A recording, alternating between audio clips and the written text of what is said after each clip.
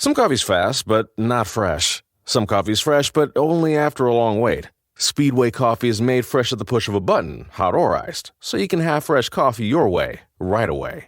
Find a store near you at speedway.com/locations. We did it again. Verizon was just named America's most reliable network by Root Metrics for the 16th time in a row, proving once again that nobody builds networks like Verizon builds networks. That's why we're building 5G right. That's why there's only one best network, Verizon. Best and most reliable based on Root Metrics reports from second half 2013 to first half 2021 of 3 operators on all network types combined, not specific to 5G networks. This is Jordan Grace, and you're listening to the Social Suplex Podcast Network. BWB, this is One Nation Radio. You better get it right. Rich Latta, James Boyd came to give them life. The Blackest Wrestling Podcast has come to kick all ass and drop it 6 feet if they kicking trash. Word, let me welcome y'all to something different. And if you dig it, man, you should let some friends listen. We be getting it in, this on the regular, dude. Ravish and flow, but this shit rude. See, James don't rap, so I had to break it down. The whole network, man, we coming for the crown. Raps in the columns, I keep them both covered. Making the beats too, so the listeners can bump it. Hit us with the rating, yeah, I'm saying it's a 5. Before you hit it, talk, bob your head side to side. It's One Nation Radio, and this is the beginning. It's Rich, and I'm here with James. It's time to listen to One Nation. You got to unleash the power of the pyramid. This is Mike Sempervive from WrestlingObserver.com. Check me out on Wrestling Observer Live every day. And also check out your boys, Rich and James, on One Nation Radio. This is Kenny Omega. We're listening to One Nation Radio. Check it out, guys. These guys know what's up. Big Kenny Omega fans. That's all that counts to me. Goodbye and good night. Bang. Ladies and gentlemen, welcome to this week's edition of One Nation Radio. I'm James Boyd, and with me I have Rich Latta. What is going on, man? Not much, man. Watching people make jokes about Nancy Reagan shooting it. Yeah, that's been a thing. Apparently, I explained all this to Catherine today. Apparently, she was a full-throated force out there in L.A. Yes. Amongst that scene. Allegedly, let's say allegedly. Allegedly putting them down for the count. Yeah. Verbally, or not verbally, but close. That's an entirely different hole, but or pipe. That's a different pipe. She's been dead for how long, and we did her like this? Really don't care. Like, that's not the point. I'm just saying, like, normally we have a bit of reserve when it comes to the dead. We ain't give a damn about none of them Reagan's death. We just drop bones on them. Drop bones on them. just yes. People was sending out pictures of Mr. T, Gary Coleman, just every meme under the sun. I had a great time over the weekend sending all those to the group chats. Terrible. Yes, throat goat. Yeah. Someone apparently called her throatus. Oh my fucking God. I almost threw my fucking phone out the window. Throatus? Yo, that's so disrespectful. It's so disrespectful. Like, we ain't had it. What did she do wrong to deserve this in death? It ain't about what you do sometimes. It's just about what comes to you. Well, you know what it really is. It's really fuck her husband and fuck, the policies they stood for and where we are now as a part of Reaganomics and the war on drugs and all that kind of stuff. I absolutely understand that. I just say, damn, like we really like retrospectively slut shamed this woman. Yes. I would say to death, but she's already dead. So where do you want to go from here? Jeff Hardy. Leaving from so we'll go from Throatus to Jeff Hardy. Yeah, man. So crazy, or I don't know if it's crazy, but not crazy at all. A wild. I'm going to stop putting descriptive on this. The story is, on house shows over the last week or so, there was a house show where Jeff Hardy was in it, was getting heat put on him in a hot tag. He tagged out, and then he didn't get back on the apron. I think it was a trios match. He didn't get back on the apron. He just like walked into the crowd from the ringside, and he never came back. People were worried about that at first, and then a couple days later, we find out that he was released, and the story is that they wanted him to go to rehab. He said no. No. Yeah, and they released him. So there's a lot of stuff to wonder about as far as, like, can you go, like, is that a releasable offense for suspicion of whatever? What did they know? What do we know? What do we not know? You know, does he need to be tested first before any of that stuff, or whatever they think he needs to go to rehab for, given the history with pills and recreational drugs and alcohol? What does he, like, what was any of this, is any of this, like, seem like procedural or legal or ethical, or just like, hey, you have this history, so therefore, because there was smoke years ago, there will be smoke now, so no one knows. But then I had a thought when this news was coming out that he was released, because a lot of people were shot by it, and then a lot of people were really concerned. Before you get to that, the initial thought when I first saw this, I want to do this in order. Okay. So it was like, Jeff Hardy got released, like, damn, that's odd. You know, something must have really went wrong, like at that house show or whatever. But then I was like, man, I kept seeing everyone talking about how sorry they felt for Jeff Hardy, how, you know, they just hope he gets the help he needs and all this other stuff. Like, here, I see where this is going. I just started thinking about it, right? And I'm like, part of the Jeff Hardy experience is the drugs.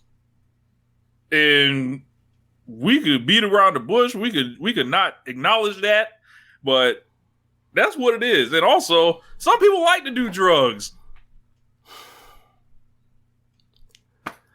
Some people he may enjoy himself off the drugs or whatever he's off the drink. You know, that, like, that's not like I feel like I don't need to extend extra sorrow for this. Like, when this man has, like, displayed, like, he performs either better under such circumstances at times, or, like, you know, it's just it was just strange, like, seeing all of it, because I feel like Jeff Hardy has been ridiculously over all this year, and I just, like, couldn't figure out why. And it was just like, oh, it's like he was over way above his push. They don't treat him like Randy Orton. They don't you know, like, he's a legacy act, but, like, they don't treat him in the way that they treat, you know, others. And I didn't necessarily feel sorry for Jeff Hardy, because it's like, this is what Jeff Hardy is. Yeah. It may sound cold. It may sound callous. It's like, I don't know if it's cold. I just think it's, I think that for a lot of people, they're not at that space to say that, like, Jeff Hardy, is I don't want to say unredeemable. That's not the right phrase. I think a lot of people, like, hope for the best for him and for his health, and think that, like, he's done some things that have been destructive. Therefore, they want him to try to skirt that off. And, like, regardless of whether or not he wants to use recreational drugs, like, that's all fine and dandy until you've gotten behind the wheel like he has in the past. Right. So, like, I'm with you up to that point, because I feel like you got to put the gigantic disclaimer on the part where it's like, hey, if you want to shoot yourself to the moon, by all means, but don't get your ass behind no wheel. Don't operate no machinery with your dumb ass. And you have to say that, and I feel like you have to say that with him, because he's done it before. If he had a situation where like we know he's a hard partier, right? But it's never affected his work, and it's never affected making dates. It has never affected being on the road behind the wheel. Then I'd be like, there's really no story here. I'm with you, but like I feel like that disclaimer has to be put there for sure. I'm a little. So I have to. So just like, don't drive drunk. Like, just don't operate machinery. Yeah, and then there's obviously the parallels. Like, well, what happened with Jimmy Uso? And different stuff like that. And I don't know, but then I hadn't even considered what you brought like to the table, and then I was like, oh, and then I kept seeing further evidence throughout the week that let's get to what I had a thought of the possibility, like, because I'm not ruling anything out because these are carnies, right? That have been wrestling for workers 30 some years, or about 30 years. My thought was, well, all they ever do when he's in WWE is like talk about how he was a fuck up via his substance issues. I'm sure that's not fun to do that over and over and over and over. As you mentioned, he's always more over than his push. He's still a good wrestler that can have very good matches. His brother is in AEW. Happy. By all, like if he were to ask for his release, they would tell him fuck no. Meaning Jeff. Yeah, Jeff. If one were like, and I'm not saying this is a Machiavellian plot because there's nothing about Jeff Hardy that says like anything has been thought of in advance. However, like it may have been a point where like this fell into his lap where it's like, hey, I want out, regardless of whether or not he's been drinking or not, or know that he's been drinking or not, or doing whatever. I have no idea, but I want out. They come to him. This kind of be similar to the CM Punk thing, where like they wanted him to take a drug test, whereas like I want out of here anyway. This is the last straw. No, I'm not taking your drug test. No, I'm not going to rehab. They release him. He has a 90-day no compete clause in his contract. Well, if you were to take a 12-week rehab program, that's 84 days. And like I'm not going to say nothing else from there. I'm just saying like 90 days sit out, 84 days to finish rehab. I'm not saying how it's a gigantic great scheme. I'm saying that this is something that has opportunity to fall into place. That's all I'm saying. Look, that's all I'm saying. We're talking about the individuals that are involved. Matt Hardy, the Ultimate Carney, Jeff, probably not far behind. Old school workers, these guys. It is not outside the realm possibility that Jeff Hardy finessed WWE into releasing him. After, either A, being offended that, he was asked to take some kind of test or enter a rehab. He was like, no, I don't need that. Or, basically like a release under weird circumstances. Let's just say that. If he did this, he's automatically going on Finesser of the Year. I'm tempted to award him Finesser of the Year like immediately. With no vote. Like, if he did this to link up with his brother, and then Matt is on Twitter talking about, my brother's in the best shape of his career. I love my brother, tweeting out old videos of the Hardy Boys and everything like that. And I'm like, I know I am not seeing what I'm seeing after this theory has been brought to me. I know, and then Matt Hardy's going on Twitch talking about Jeff and all this stuff. And it's like, oh my God, I can't believe this. And then, we've seen people do things to be released from contracts before, but how hard would this have been for Jeff to pull off? Not very. Yeah. Given his track record, all it would take, honestly, is like one act of erratic behavior and then like saying, no, I don't want to go to rehab or take a drug test. That's all it would take. I'm not saying this did happen. I'm just saying, like, Occam's razor, if one were to try to get out this way, for him, he could get out that way. If he didn't show his hand of showing like this kid, like he really wants to get the fuck out of WWE, yeah, this could be how he, you know. And I think Suit Williams brought up a great point. Shout out to Suit on Twitter. Is like, well, if he did this right in any other company, that would be like a sign of like, hey, you can't trust this dude, right? You can't do. I'm not saying this is a positive, right? Like you can't rely on him, like this is bullshit, like stuff like that. But since it's happening to WWE, like fuck them. Like I don't feel sorry for WWE in these situations. Here's my thing, right? I don't want this to actually be true, and I say it all honesty, because like, one, I don't want him in AEW. I don't want Jeff Hardy I don't want Matt Hardy having more screen time than he already has in AEW. And then if Jeff Hardy shows up, they're going to get more. So like, from just selfishly. From beware my of the Matt Hardy face turn coming.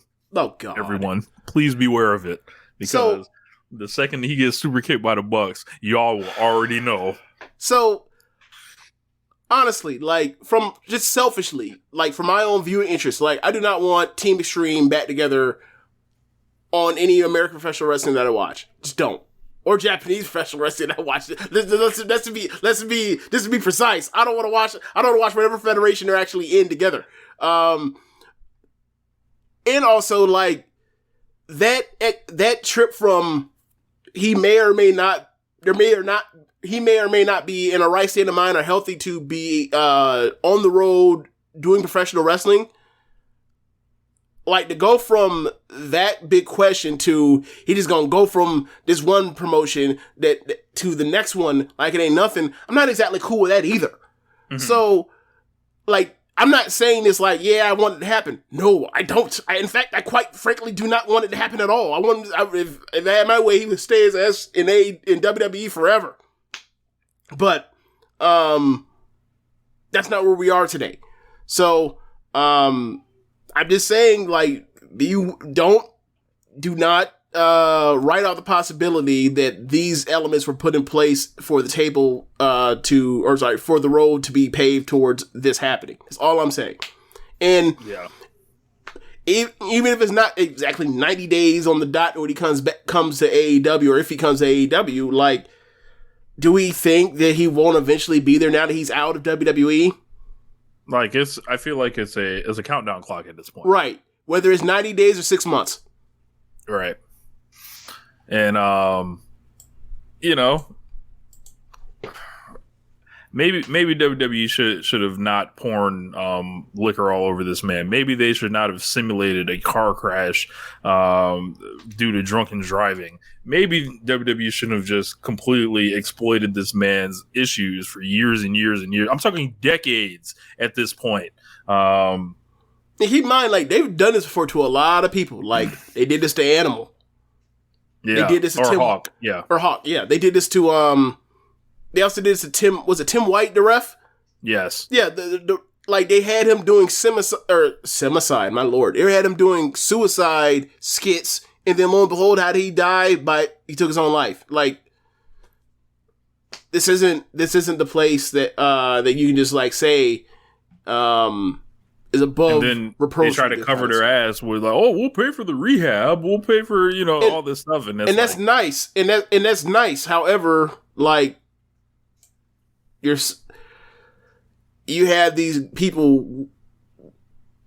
This is the case for any wrestling, but especially WWE wrestling. You have these people on the road all the time, wrestling more matches than they probably need to be wrestling, going all around the world in short supply, not home enough to even recharge themselves. Like, who has been around, let's take injuries aside.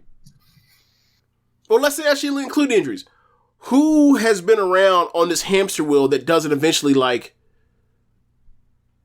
take a break via injury or mental, spiritual, emotional health, or leaves the company eventually? It happens all the time. I think that slowed down some because of the lack of, I mean, they're doing a lot less shows now and also the pandemic, but this was happening to everybody. So, JML said the Jake Roberts stuff comes to mind as well. Yeah, that's another one. So, I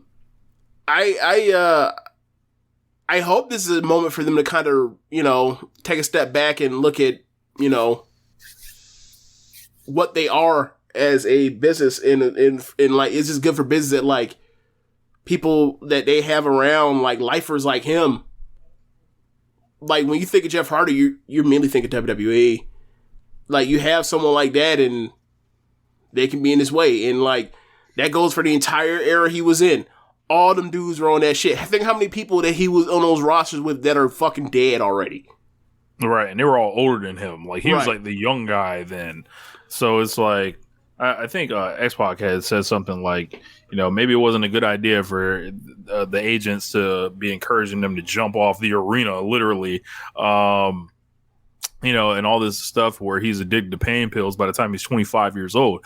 Some of that's a function of wrestling, but then some of it's like some of the extra stuff that, that Jeff did. I remember being a 10, 12-year-old and just seeing Jeff Hardy, and that shit was just like, bro, that shit was like out of body experience, like watching like as a kid, then like seeing he'll jump off fucking anything, the fucking hands, the sleeves, and like the swanton, like that shit was real, like, and then he's still going now. So don't forget the Jinko jeans.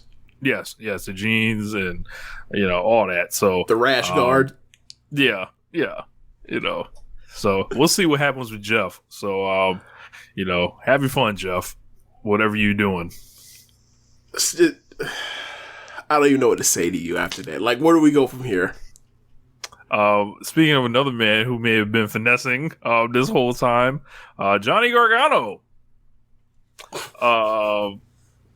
So Johnny Gargano hit free agency Wednesday or Thursday, something like that.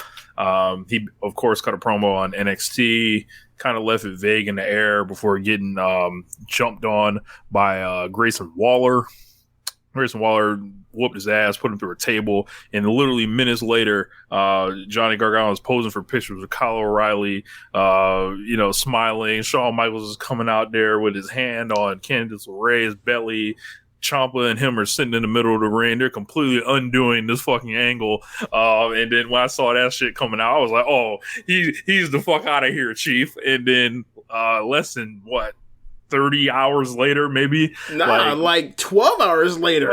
Like this man, Johnny Gargano, started going on Twitter and like, oh yeah, check this out. Got these new designs here, 4 of them. Pro wrestling tees. Oh yeah. By the way, got this here Twitch about to start up. So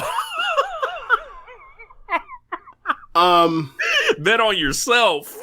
Yes. That's the main thing, right? So his promo files are ready. Yes. His promo on Tuesday, I was busy. I was planning on watching NXT to get to his promo. I didn't know they were going to put him on an overrun, but I slipped my mind. I got busy, and then next thing I looked up, I was like, "Oh shit! It's like 9:55. I guess I missed it. Let me see what happens." Because in my whole thing last week when we did the show, I was like, "Hey, I'm going to tune in, and what I want to know or what I want to see by the time he's done, I want to see a promo where he says I'm gone or goodbye, and then he gets laid the fuck out, so I know he's gone. I want to know."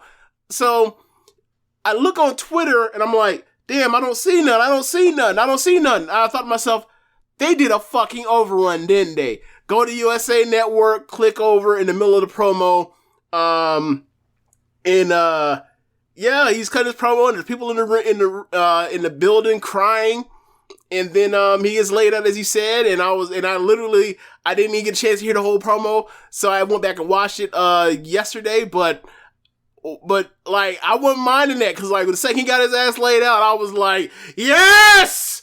Get him the fuck out of here! He's gone! He's gone! So then my question was, does this mean the main roster? What does it mean? And then literally, like, the next day, as you mentioned, Pro Wrestling. Speaking of that, hold on. Pro Wrestling Tees. All right. So, the second that he says that, or he puts that up on Twitter, I'm like, okay, he got new designs, Pro Wrestling Tees, maybe, let's see. And the next thing I know, a couple hours later, he comes back and he's like, I have a twitch. I'm like, he's the fuck out of there. And he's not coming back. I'm very happy. This is exactly what I wanted. I don't know where he's going to go. I have some assumptions like everyone else does. But the main thing is Johnny Gargano is out of WWE. And it looks like he will then continue his pro wrestling career elsewhere. And I'm happy about that. They're given where we are now with the number of people that WWE has released. The indies have been replenished. There's a lot of place for him to go and wrestle from a date standpoint if he just wants to do dates. There's obviously that one place he can go where he could go out there and prove himself just like he's proved himself everywhere he's ever been, and eventually have gotten himself to the top of whatever promotion he's been in, whether it was Evolve or Dragon Gate or NXT. So yeah, like I'm happy. If he does end up going to Jacksonville, like do we just start calling AEW Jacksonville like how everyone used to call WWE New York? Because I'm good with that. Shit, you might have to call it Chicago. Shit. Look, you might have to call it New York while you playing. You're stupid. I'm not gonna go full mass caster with you. You stop this right now. But yeah, man, that's one of the harder mass caster lines that there's ever been, and I don't know if people really got it.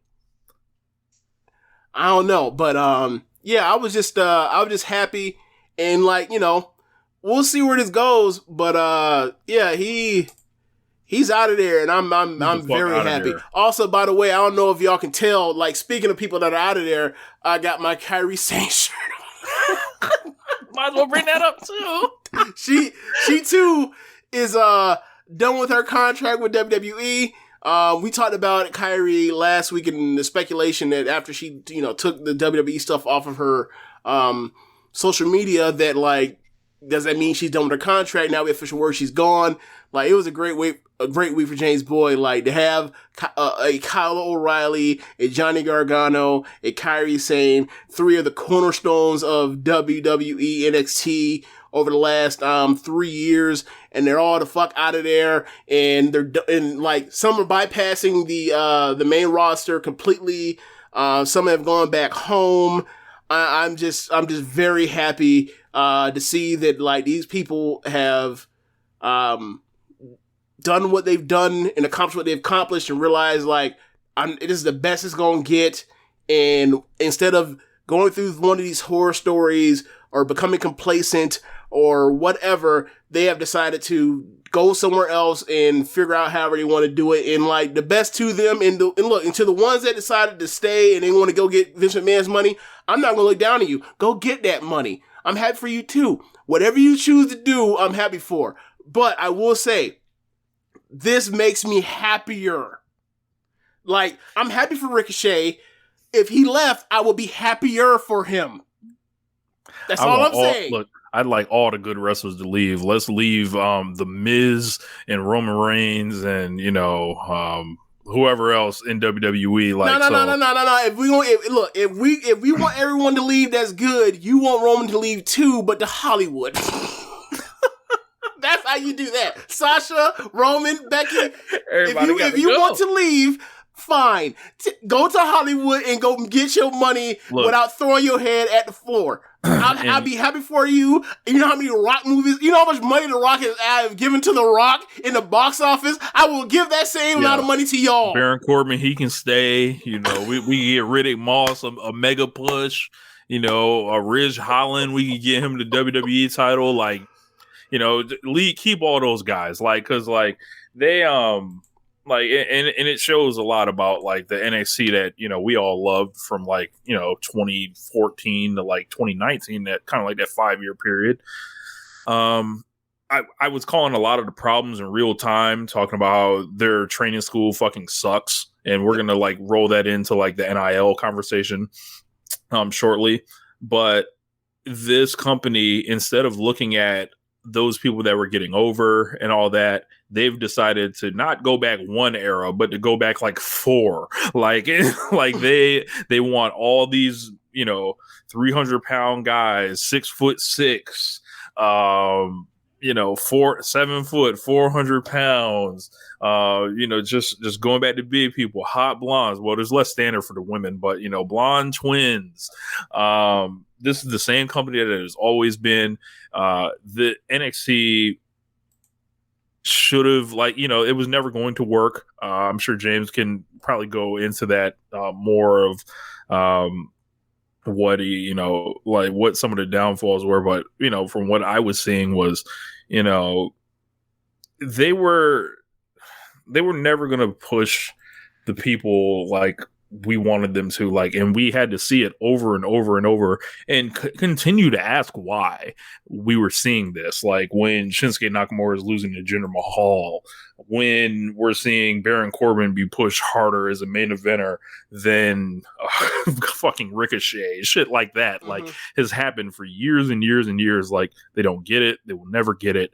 NXT was an annoyance, a nuisance to them. It was a nuisance to a lot of their fans. And it was, it was an era in wrestling that, they wanted to try to corner, ROH. They wanted to get them out to pain. And then ironically, ROH had their last show this weekend.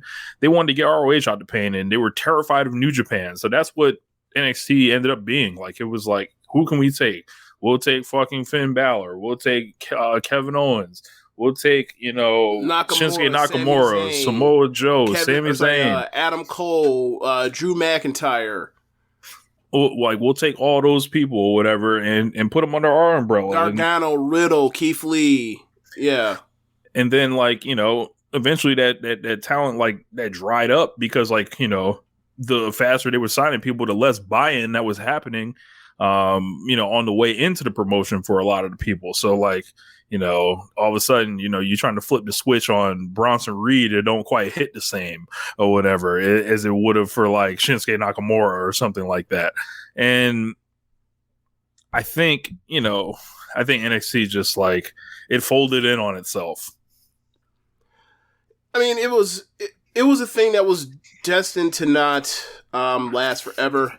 And It was just that it was so good as in from 2016 to beginning of 2020 that it was like you never thought it was going to end.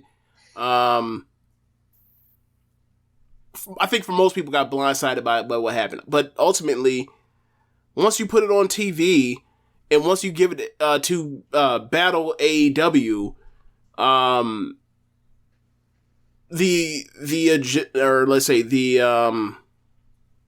the barrier for success changed, right? Before it was just, all right, we have some people that are ready to be on TV that we have found, that we have quote unquote found or discovered or whatever you want to call it, whatever the fuck, I don't know the exact phrase, but people that we have signed that don't have indie, extended indie resumes, whether that be a Baron Corbin, whether that be a Jason Jordan, whether that be a Gable, whether that be Bianca Belair, Velveteen Dream, whatever, Bayley, whatever. Even with her Shimmer run, same thing for Sasha Banks, Charlotte, all that. We have this place where we can send people and have them wrestle some people that are talented that we don't necessarily have. Don't necessarily set Vince's vision of pro wrestling / sports entertainment. And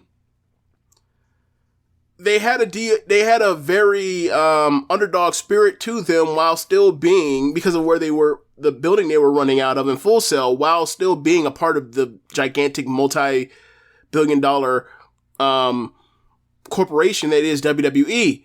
So it had its charm. And as you mentioned, like once some of the agendas change, whether it's Triple H wanting to put more talent into it because of what he thought could be a third brand potentially, touring brand potentially, and them wanting in on every single region of the world's talent to basically get every dime bag of pro wrestling to where they are pro wrestling more than they already are. I think all of those came into play of what it came into, but as that came into it, like all that talent was coming into Central Florida, in that Orlando area, and god damn, they put on some great wrestling. They really did. And with all of that, you had people that that even with the Finn Balor's, even with the Adam Cole's, even with the Drew McIntyre's, even with the Io Shirai's, they had people that broke through in a way that they never imagined, like a Johnny Gargano, like a Tommaso Ciampa. Tommy Ian would be another person that, Aleister Black, another person they thought like they bring in and they're going to just show off as, someone that's already established on the indies as a gigantic star, done the PWGs, all that, and we're going to bring him in and maybe he can be the next Kevin Owens. Like someone that indie credit everyone already knows. And he has that track record of success, so that the hardcores will love him and the hardcores will vouch for him. Therefore, it's just a matter of time before who are biggest attractors when it comes to people shitting on our crowds or our booking or who we push. So if we have enough of those guys, then they'll get behind. They'll get behind it because like those aren't just WWE factory guys. Those also be people that give you a sense of, let's say, hope or a sense of a beginning of a revolution or a change point in pro wrestling in WWE. And for every Daniel Bryan, CM Punk, Kevin Owens, Sami Zayn, or whatever else, we should have known better that it was never going to work, but they kept giving you a steady supply line, a new hit of dope that make you think that it was going to eventually, the game was going to change further and further and further. And we got, CM Punk as we got CM Punk as a 400 reigning WWE champion. We got Daniel Bryan main eventing WrestleMania and beating Triple H. We got AJ Styles, being the man on a brand, carrying it and having the match that he would have had if he was in New Japan, but in WWE, for the world to see. In 2016, like, you get that CWC with Kota Ibushi and Zack Sabre Jr. and Gargano and Ciampa and Cedric Alexander and everybody else, and like that was just great. And like to see all of that talent and then having the people that didn't stay or whatever, but like a couple of you didn't stay, like for example Ibushi and Sabre, but like most of them did. Most of them got signed, and Eichner's another one that ended up getting signed. And like that core talent to go with a year later, like Adam Cole, Red Dragon, Roderick Strong comes in, Athena comes in and she's Ember Moon, Asuka comes in, and this is at the end of like the first batch of those people that you loved when they first came on the WWE network, whether it's the Horsewomen or it's Sami Zayn, Kevin Owens, Finn Balor. You get my point. And like Gargano was a part of that like wasn't expected to break through because they had bigger plans or whatever else. And like these shows kept getting better and better and better, and these matches kept getting better and better and better. And but as it's time to keep, and there's so much talent that you have to keep recycling it, because that's the lifeblood of pro wrestling, is new, fresh matchups, making newer stars, not getting stagnated. Like that's the biggest difference between New Japan 3 years ago and New Japan now, is like how excited are you going to get for Naito Ibushi. How excited are you going to get for Okada Tanahashi? Okada Sonata. Jesus Christ. Right. That's the lifeblood of pro wrestling. Like, and once that next group of people don't show up because they're starting another promotion, they go head to head. That was always going to be a thing that was going to come to that was going to be inevitable end. But once you also put it head to head to try to cut them off at the pass, people look up and say, "Hey, fuck that." NXT is fun and it's great and everything, and it's the easiest breeziest hour of pro wrestling you're ever going to see with no commercials. But it ultimately still was always the machine. It was just a more fun machine. And the lifeblood of any pro wrestling was to rage against the machine. In my lifetime, or let's say my lifetime of pro wrestling, it was always ECW, Ring of Honor, Impact getting into that, trying to be a middle ground between the sports entertainment of WWE and Ring of Honor. But PWG comes up, like, it was always the lifeblood of, like, we are not the big bag machine. And, like, I'm not saying that AEW isn't some big man machine. It is. It's just is one that is more accommodating to trying to be liked and not trying to cut off and control pro wrestling, because ultimately, you can't do that. There's too much pro wrestling around the world to try to do that. Vince has gotten so successful that he thinks he can.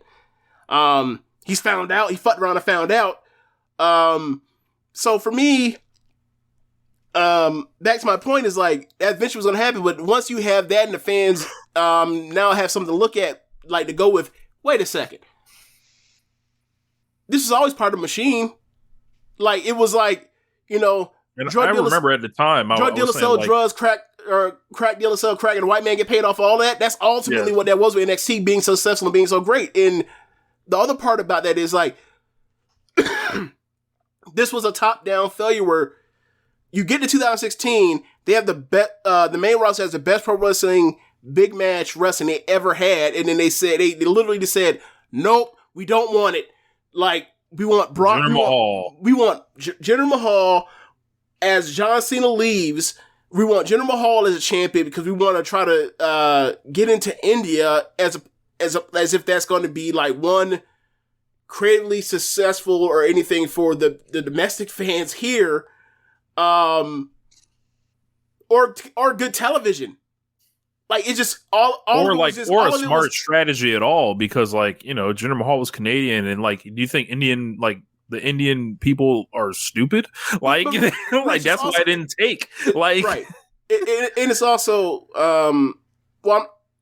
I think the thing was just, like, that was the line where it was like, okay, they make a shit ton of money doing things outside of pro wrestling, and they've always called themselves sports entertainment to in a way to kind of excuse whatever they want to do that is, like, makes no sense, and they'll say we'll explain it later or whatever, like, Sure, they will. Let it play out. Right.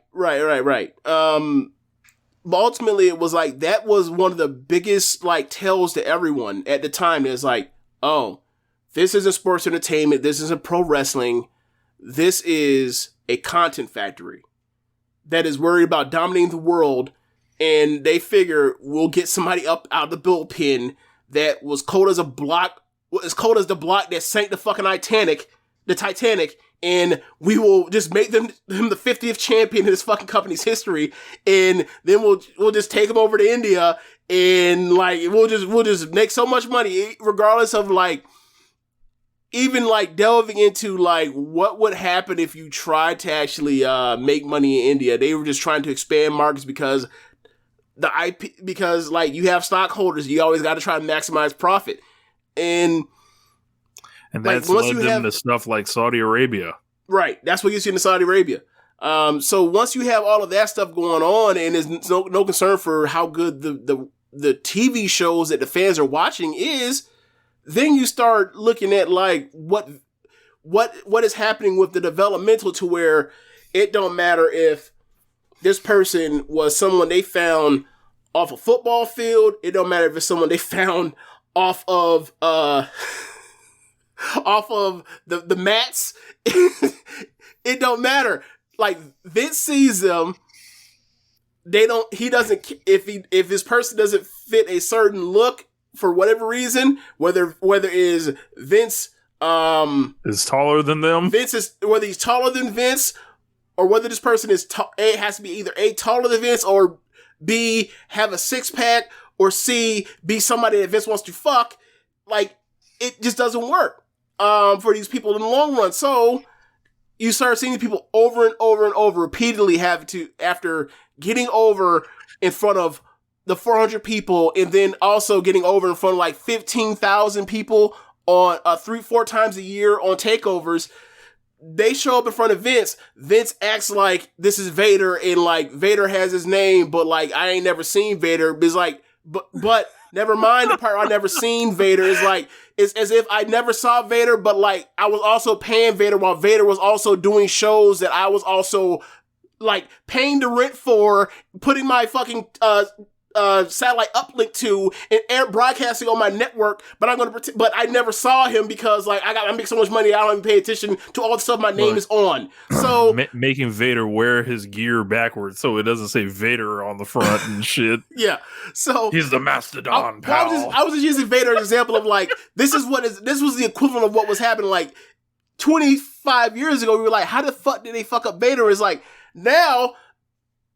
Not only was Vader over everywhere he went, except for in WWE, and then was over after, Vader was over in WWE too, and now Vince still don't give a fuck. So, all these people, whether it's, Bayley being one of the best baby faces I've ever seen, and then Vince getting a hold of her and being like, this shit won't work. Nah. Even though she's already over in front of the crowd that he's in gorilla behind, he don't care. Have her go out there and be scared and like, let's make a storyline where she's never kissed a boy and all this other nonsense. And all these people kept meeting most overwhelmingly kept meeting this terrible, terrible fate. Everyone kept dying at the end of the movie. Right. Like, and it was almost like, I was like, this is stupid. This is pointless to watch. This is like I can't invest in any of these people. And I started checking out of NXT in like 2018. So it was just like I feel like I saw the writing on their wall. Yes, that this is your life segment she did. Horrible. Yeah. Like the match with Alexa Bliss, the kendo stick on a pole, just an all-time manual on how to like nuke a babyface. And it was just, it was a battle weapon for something we didn't want it to like when AEW popped up, like, hold on, and they had Double or Nothing and they had Fyter Fest over the summer, they had All Out, and it's like, hold on, y'all trying to get rid of this? Fuck that. Like no. Like that, and I think, everyone, pretty much just pretty much rejected it and made their choice clear, like what it was. And Soup brings up a great point. Remember Sami Zayn, like the best babyface of his generation, like 5 years ago? Like, he's running around like he's running around like he's Che Guevara now. Like, what the fuck? Made him the underdog of the underground, and that's the thing, right? Like, bro, I remember I was with Swerve, and this is when we were shooting the video back in March. We were in Miami. I pulled up, we were all kind of passing the controller around for the network, and I pulled up Adrian Neville versus Sami Zayn, and then everyone was like, going crazy over the match and everything like that. And I felt like I was in a room with like mostly WWE fans or people that wanted to say good things about WWE. Me, I don't necessarily really care. But like, I was like, man, remember that guy? Like it was the Sami Zayn Neville title match. I was like, damn. I was like, remember that guy? Like, that man should be a top baby face right now. And then like the room went silent. Like after that match, like it was great. Like I just knew. Like, yeah, like one of the best matches of the last decade in WWE. Well, fuck that. When I say that, I have to just say it. One of the best matches in WWE history. And like, yeah. Like, they had that match, and, like, look where Pac is. Pac is one of the best wrestlers in the world again. again, right? This is like after years after he left, and like he had broke his foot while in WWE, or ankle in WWE. He's recovered from that. He's one of the best wrestlers in the world again. And he goes in all year this year, when he came out and had a match, he's been fucking fantastic. And you look at Sami Zayn, and like, quite frankly, his body might be shot, his shoulders might be shot, or whatever else. But it's like, we don't really know, because WWE, quite frankly, has always been, but like, especially now compared to what there is around the world and in America in particular at this moment, like, it's restricted plate wrestling. And you heard me say this for years now. I don't, like, it's really hard to evaluate how good someone is actually anymore. Like, you could do that in 2016 compared to the rest of the world. You can't do that anymore. You have no idea. Like, it's just too hard to do. It's like, if you were to like grab like people of the WWE roster like that, I think I would be interested in watching. It would be like Matt Riddle, Sheamus, Drew McIntyre, then from there, Mustafa Ali, Ricochet, you know, the New Day, the Usos, Roman Reigns. If I get him away from just being a heel and just have him go out here and beat ass, like, yeah. But you compare to like what they could do compared to what they are doing, and it's like, it's almost always substandard compared to what they're actually capable of. Almost always. Yeah.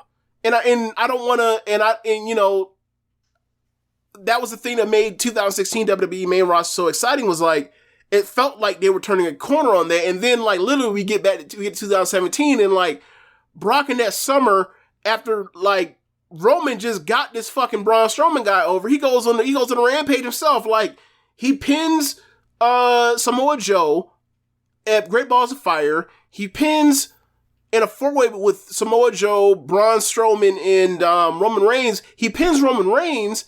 And then at next pay-per-view, No Mercy, Strowman. He pins Strowman, and then we get to WrestleMania 34, the next WrestleMania after that, Iceberg, and he fucking pins Roman. It's like, yo, look, what just happened here? It will never get the credit, right? But that is the Starrcade 97 of WWE. Yo. Creatively, shit has never been the same. Creatively, yes. Creatively, shit is never. Remember how good that build up was, like, for damn near up and down the card. And then we got to that fucking card, and it was like, what did you do with Daniel Bryan? What did you do with AJ Styles and Shinsuke Nakamura? What did you do with Roman Reigns and Brock Lesnar? Are you fucking kidding me? Like, and it's just like, I will never forget that trip we made to New Orleans, and we were all watching it at the Airbnb, and it was just like, yeah, pass that one to Brown. WrestleMania 34, Starrcade 97. So as all that stuff, and you also got to put a caveat on it, creatively, because people be like, look how much money WWE's making, as if like, I give a flying fuck how much money WWE is making off of the television that I watch. Like, hey man, like, if you use some of that money to make it better. If you watch TV because of how many viewers someone else is watching, like, I understand that is a appeal to pop culture and mass appeal. That's fine. Whatever else, a lot of people do that. That's why people watch Super Bowl once a year, and I get that. But like, if you get satisfaction of what other people are watching, then like, I don't know what to tell you. Like, maybe, are you going to start watching CBS all the time and watch their terrible shows compared to like, what's on AMC or what's on, HBO? Like, nah. Or Netflix? Nah. Like, that's not the way. Like, you're gonna be watching a lot of fucking bad or Blue Bloods and all them NCISs and the Equalizer. Like, nah, and procedural ass shit. Like, nah, man, that's not I'm about to say, are they still running JAG? I don't think they're running JAG anymore. But anyway, you get my point. Like, that's not the way. So for me, like, once you have that effect of, they completely, from the main roster, they turn all that shit on its head and say, we don't want it anymore. And then you see, like, oh, damn, like, Kevin Owens isn't a person that, like, gets an incredible focus like he used to and always had a direction everywhere he went. He's lost the plot. Like, now, damn, all right,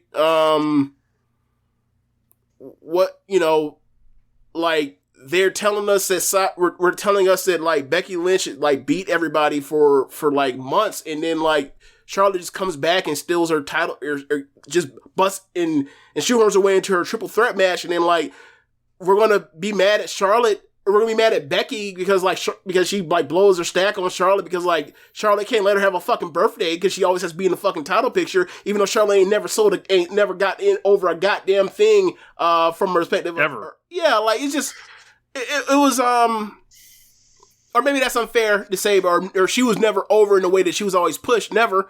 It was like, hey, like y'all are not figuring this stuff out, and like a lot of this stuff is unrewarding that we're watching, and like. You look at what happened, like Dean Ambrose, I'm fucking out of here, right? Like, yeah. And then you get the releases or whatever else, and like or the vast majority of people that they released or asked out or whatever else, like they're doing stuff successful on whatever scale that like in WWE they would never have an opportunity to. But it is interesting to see and kind of like it feels a bit rewarding to see like someone like even a Matt Cardona is like shining on the indie scene, and when there was like a guy that like they would have just had there in a broom closet forever, or not an actual broom closet. The person that was actually in the broom closet was Aleister Black, but yeah. It's just like, yo, you couldn't make better use of this talent.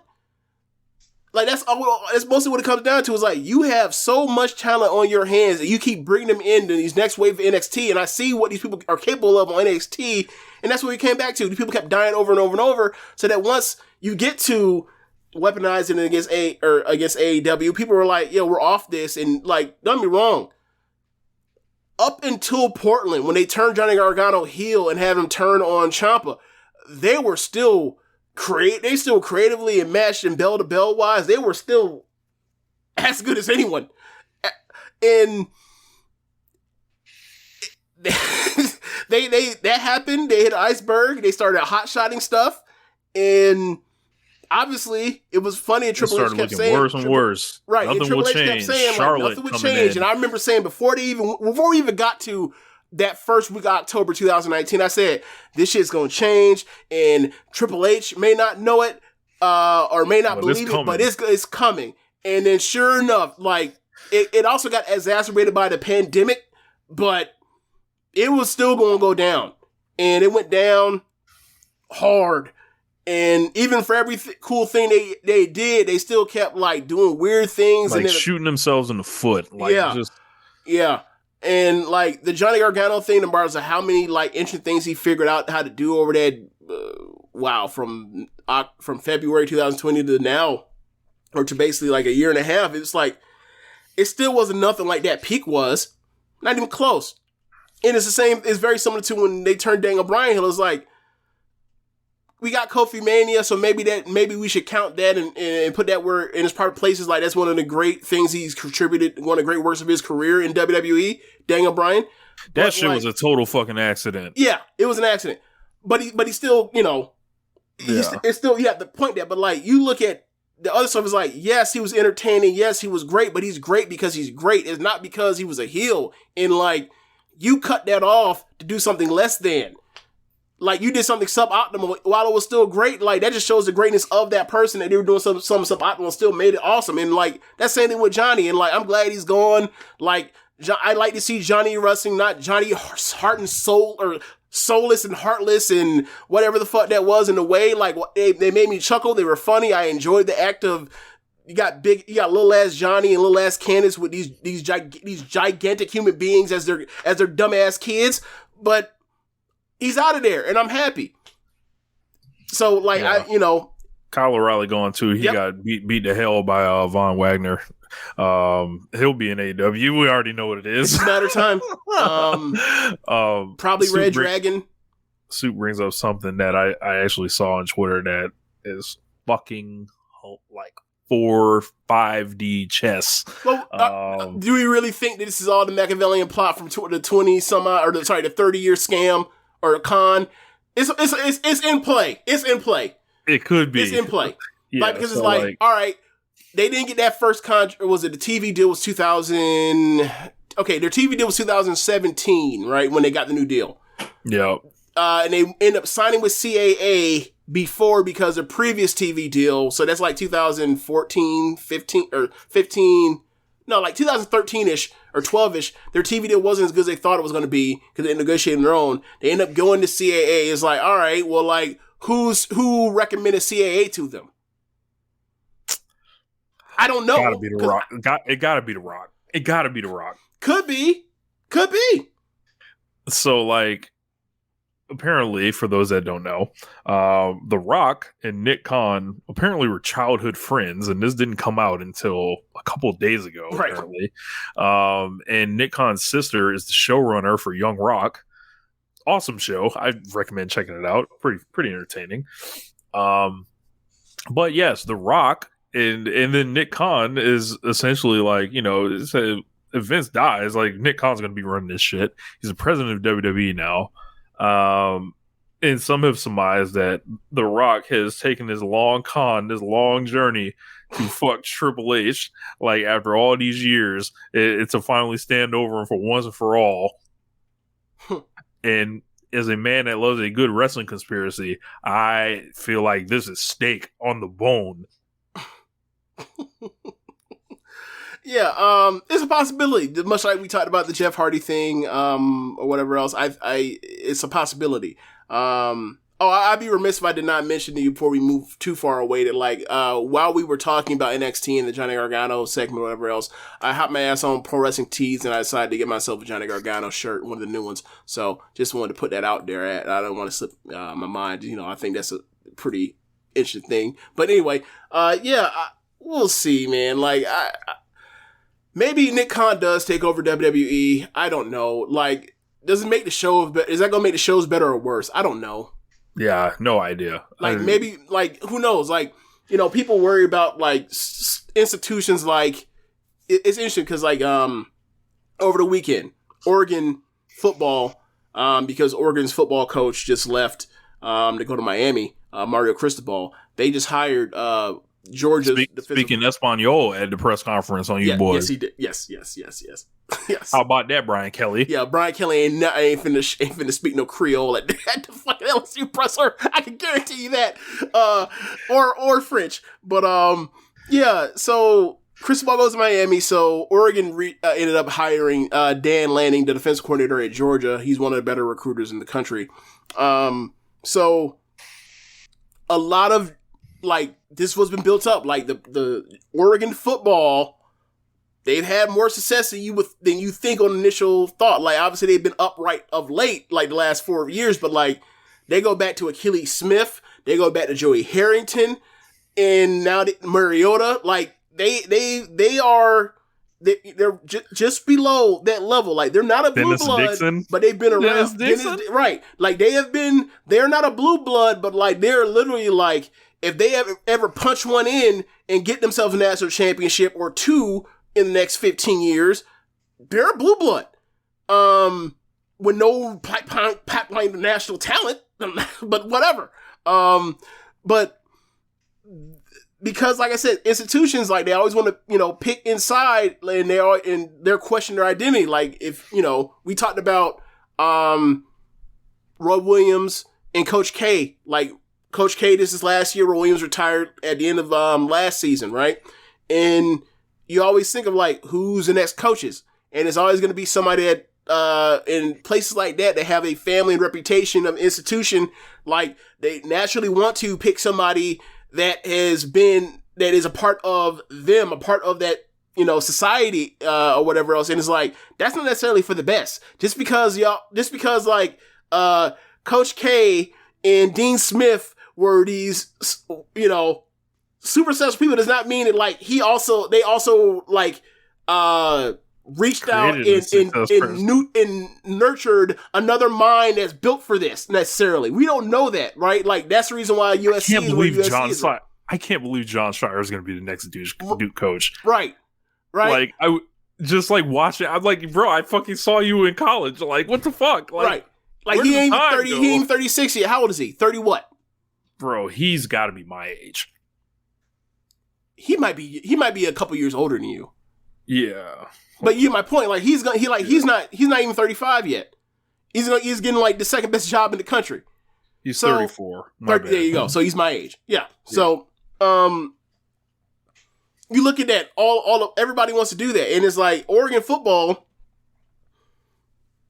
When they were looking for a new coach, they were like, well, let's give Justin Wilcox, the coach at University of California, Berkeley, let's give him a shot because he played with Joey Harrington as an all conference like linebacker or something, right? And it's like, you don't, just because he's a coach somewhere else and he was also, from Oregon and he grew up in Oregon does not necessarily mean that he is the right choice for Oregon football in 2021. You just assume that because you think he holds a special place and a love for this place that like all y'all fans do. And that's not, and like, look, the only thing that determines whether or not you are an actual, whatever you insert place here, like whether you're in Oregon case is a Duck, in if Florida State would say a Seminole, and in Miami be a Hurricane, is if they win or not.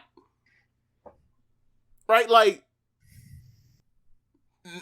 so that didn't happen. They ended up going with Dan Lanning, and then you saw that like Achilles Smith, Harrington, a few other players, like they sent letters in saying that like, this before they actually hired Lanning, but like they were like, hey, like maybe y'all should give Wilcox a shot. Like they were all like, give us our guy, and it's like, hey man, you might want to look around. Like that Randy Shannon shit in Miami did not work. He loved Miami stinking draws and was a Hurricane. That shit didn't work. That's not necessarily Sam Dunk, but like you don't know what you have until you have it. And like Nick Khan, like as the possible successor, like maybe he'll do better than Triple H would have. We don't know. He has no track record. We had a track record on Triple H, and it was pretty damn good. And he also had, and you look at, we talk about this all pretty often, you look at what Tony Khan is doing with the people that Triple H also did something with that Vince had nothing for, and it's like, you tell me you had a better idea of what pro wrestling is, it should be, or sports entertainment is, it should be, in 2021 and going forward, Vince or Triple H. And we'll see what Tony Khan has, but I see Tony Khan cutting people left and right with no regard for storylines, no regard for nothing, just making sure to like, hey, this person is making more money than what they are doing for us. Get rid of them. And who knows? Does that mean he knows how to run pro wrestling? No, not at all. But we'll see, I guess, in the decade or so. And it seems like they've taken the model, like, why are we spending so much money on all these people they probably overpaid to get in there, and then we don't have anything for them, and then they've completely downscaled NXT into some like, hey, Moneyball value type shit. So with this NIL thing now coming in, I saw a lot of people on both sides of this debate, because apparently everything has to be both sides. It was, a lot of people was like obviously doing the same dunk. Oh, every great wrestler in history was a football player, like that. I'm like, well, oh, really? Like, they got. I didn't know they had football in Japan, but okay, or Mexico. Yeah, like, and I think they're referring to America, but like, I'm like, yo, at least in WWE's track record, for like every Brock Lesnar, there's like 10 fucking other guys that like we've never heard of, right, and just wash out completely. Right. And all I'm saying is like, the people that have been the most over in WWE, none of them have come through and been like what they wanted this last like thing, with the football players and the 6'6" guys, the people that they want to typecast, the very stereotypical casting that they're doing. I think they should keep a more open book as far as talent recruitment. But if they want to hand over, like, if they want to section themselves off into like teaching people how to just do these 6-minute TV matches, like, I guess, but like that doesn't make for really good wrestling. That just makes for content, as you were saying earlier. Yep. And with the NIL thing, it's like it's not like a real contract they're signing with WWE. They get access to work out in a performance center, they get media training, and then if they complete the program, WWE can offer them a deal. I hope this is another case of some of the athletes getting a check from WWE because free money's falling out the sky, because I feel like athletes need to go ahead and get that. But it's like, I don't I don't see the point in like locking yourself off, like in boxing yourself into, hey, we want this one kind of thing. Like it doesn't make a lot of sense to me. It don't. It doesn't. Like I think I heard some people saying, AEW needs to get into the NIL thing, and I'm like, I don't think so. I feel like this is a function of like a company that has more money than they know what to do with in WWE, because like you gotta have a place for these people to go. You gotta have a training plan in place. You have to have a lot of and WWE has the resources. Unfortunately, they don't have like the talent development, and that's like that's the main issue here. You can put any motherfucker that was a third string in there, that it got some good athletic ability, but like, can you actually develop them? Like, I don't know. I feel more comfortable sending them to QT or Dustin than I do sending them to the Performance Center. So like, I hope AEW does, like, if they got into the NIL thing, like, I'm sure they could do it, but like, I feel like it's a whole infrastructure they don't have. WWE has an infrastructure, except their infrastructure sucks when it comes down to it. And yes, I know Bianca Belair ran track. Yes, I know Roman Reigns was a defensive tackle. Yes, I know Brock Lesnar. Yes, I know Kurt Angle. I also know lots of other sorry motherfuckers. I also know fucking like Mojo Rawley and Mongo McMichael. Like, what do you in Baron Corbin? Like, I feel like people are like not seeing the other sides of this. Like, and if we can do anything on One Nation Radio, it's like try to look at an issue like on all fronts. My thing was always, when it came to this, was like, if you want to get better athletes to fit Vince's vision of what he wants pro wrestlers to do or to look like, fine. I don't give a shit. Can they fucking wrestle? Can they be compelling? Can they cut promos? Because overwhelmingly, it seems to be no.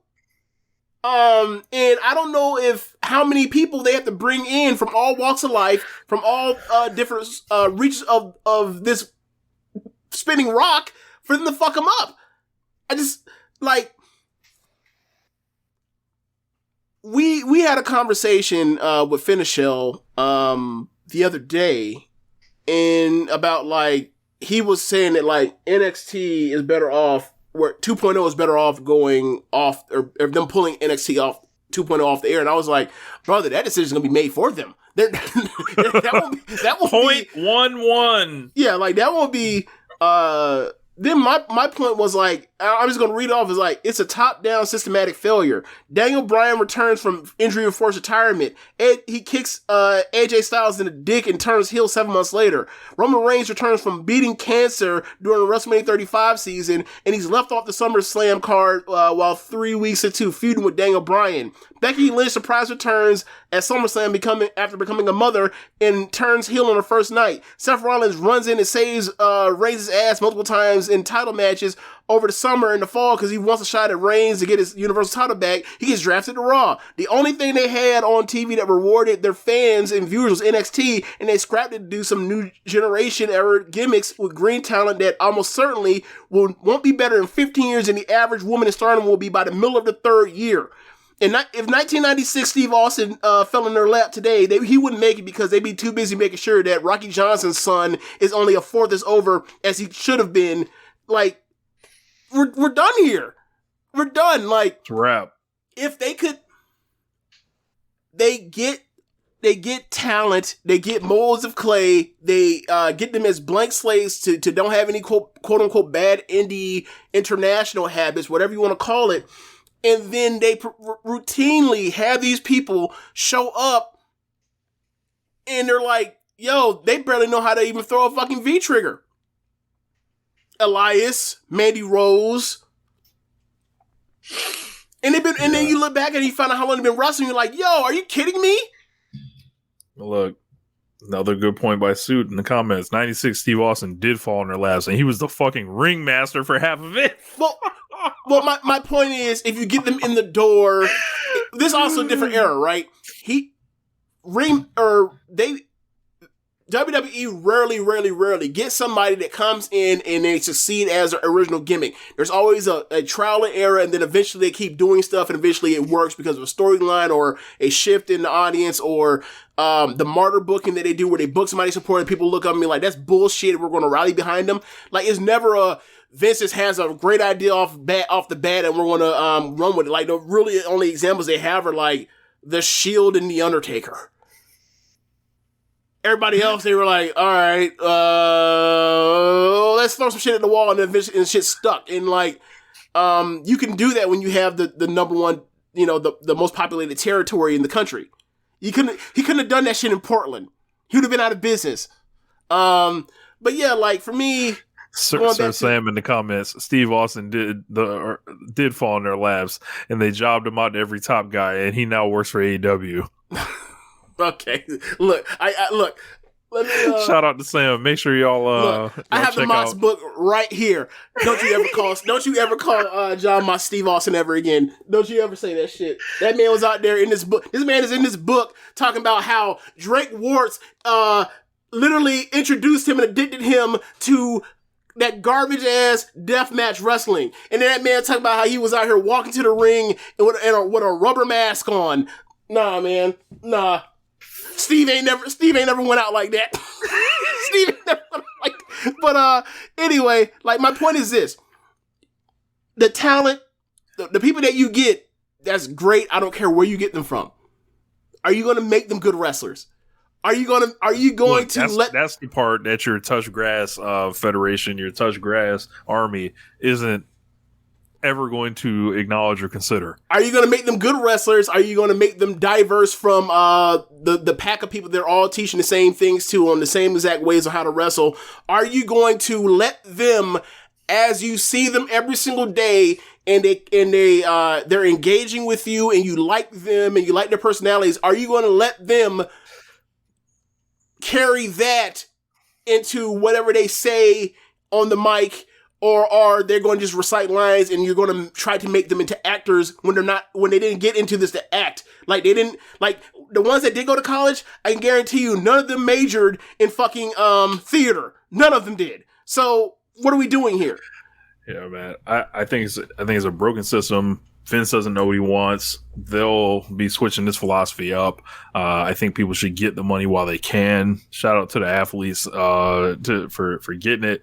But obviously there are lots of traps that they could barely do some shit without the NIL. Why do you have 100 future wrestlers in one place that has 7 rings?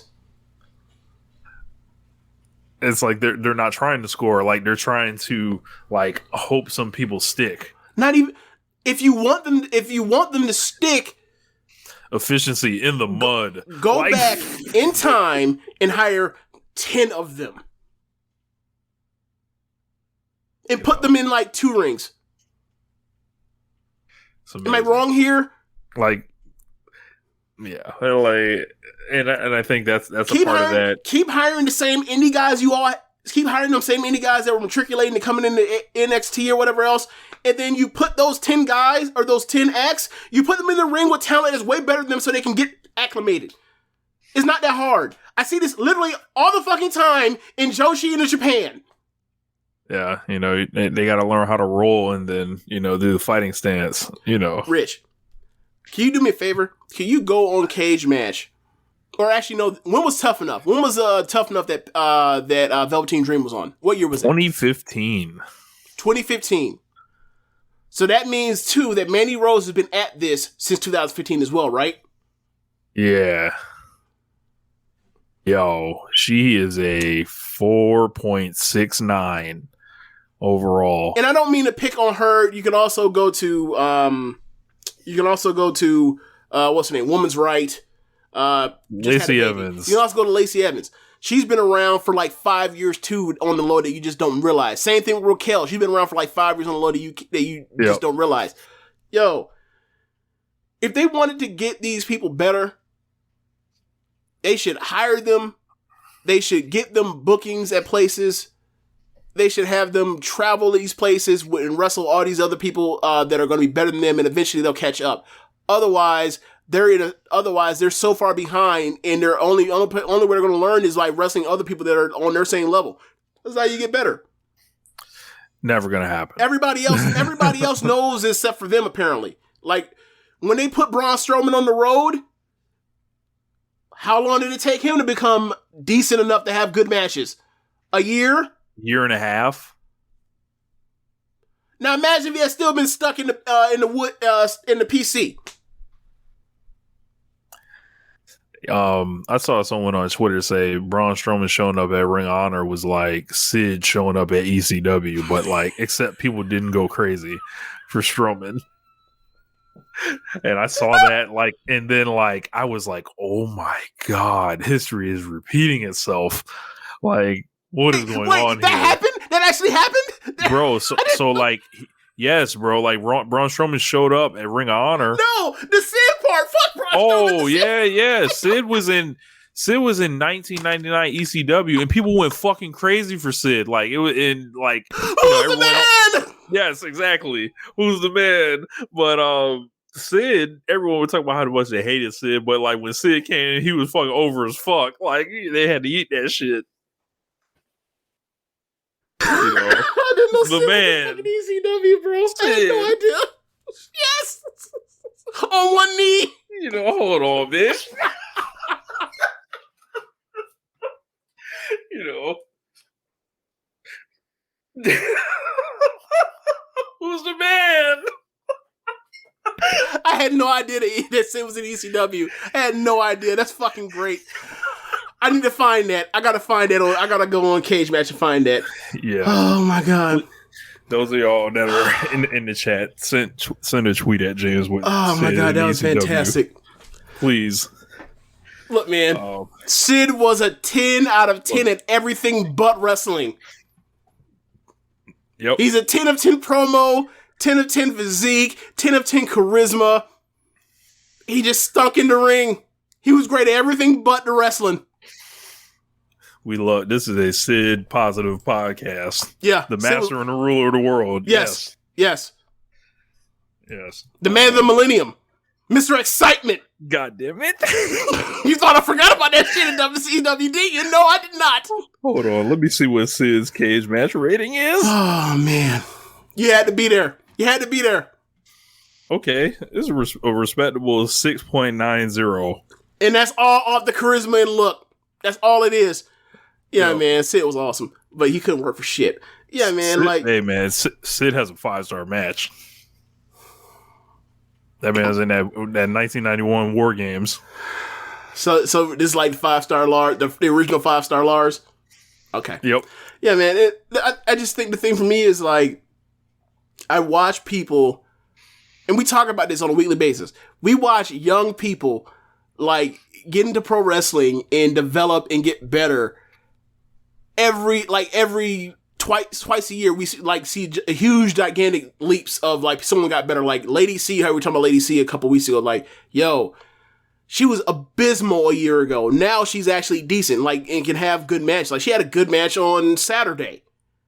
Saya Kamatani was somebody that's like, she was very inconsistent. Now, like, you put her in a spot and she can have a great match when called upon. Micah, same thing. And Utami, shit, first time we saw Utami, like, yeah, she was good, but like, we didn't know she was gonna come out here and start having like 4.5-star matches every month. 4.25-star matches every month in the main event. We didn't know that. Yep. And it's just like, what are we doing? Like, Utami debuted summer 2018. Kamatani debuted summer 2019. Micah debuted in like the first third of 2019. Look at the women on the main roster right now are in Toxic Attraction. They've been wrestling longer than all these women. What? You know, we have felt. I'm not saying this in a bad way to talk down on the people that like aren't that good. They have brought these people into these positions and they have failed them all because system top down is just fucked up. So when people fail, we just say, "Oh well, da da da, ha ha," point and laugh and all that kind of shit. And it's like, nah, man. they're fucked up. They need to fix themselves and change themselves, because this amount of people that suck after you paid months or years and years of checks to live in Orlando, what's your return? What's your ROI? What's your return on investment? Not a damn thing. They are people just like you. People who heeded a call and played a role in history. You may not think of veterans that often, but America wouldn't be America without them. So why not take time to honor their bravery, hear their stories, and see the faces behind the forces at the National Veterans Memorial and Museum in Columbus, Ohio. It's a moving and inspirational experience you and your family won't soon forget.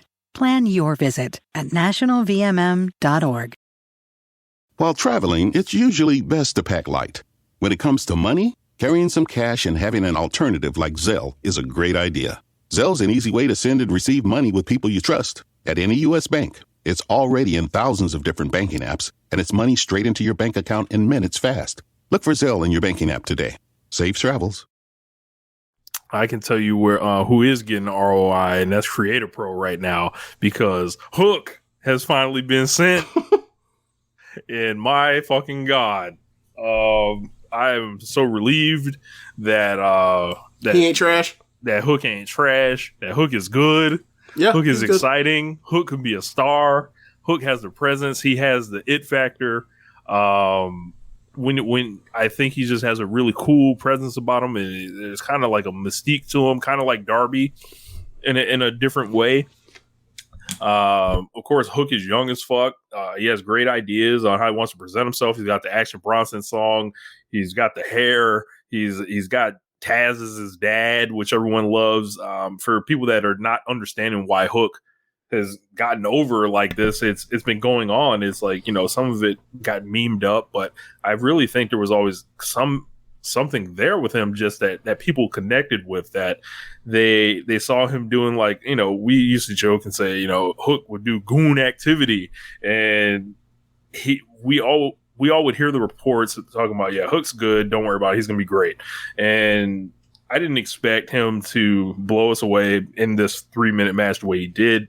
He didn't take any bumps or anything, but we clearly saw the foundations of somebody that's like, going to get really good, works hard, and he just, like, he has it. Like, if he was in NXT 2.0, I don't know what the fuck he would be doing, but he's obviously, like, his dad's not gonna, like, let him suck, and it's like he just has something that is, I think, is gonna connect with a lot of young people and, like, people older, and Hook is just like it's great. Like, and he's got Team Taz is cooler even now than they were. I feel like with Hobbs and Starks, like, they had their own swag, but like Hook is like their X factor. I feel like.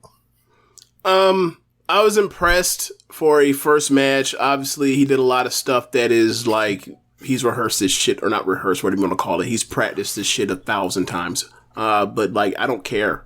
Like, so I'll tell you the same thing I told Rip Rogers a couple days ago. Like, I don't give a fuck if your fake fighting is improvised or rehearsed. I don't give a shit. But his transitions look great. Like, he was in and out of shit. Like, yeah.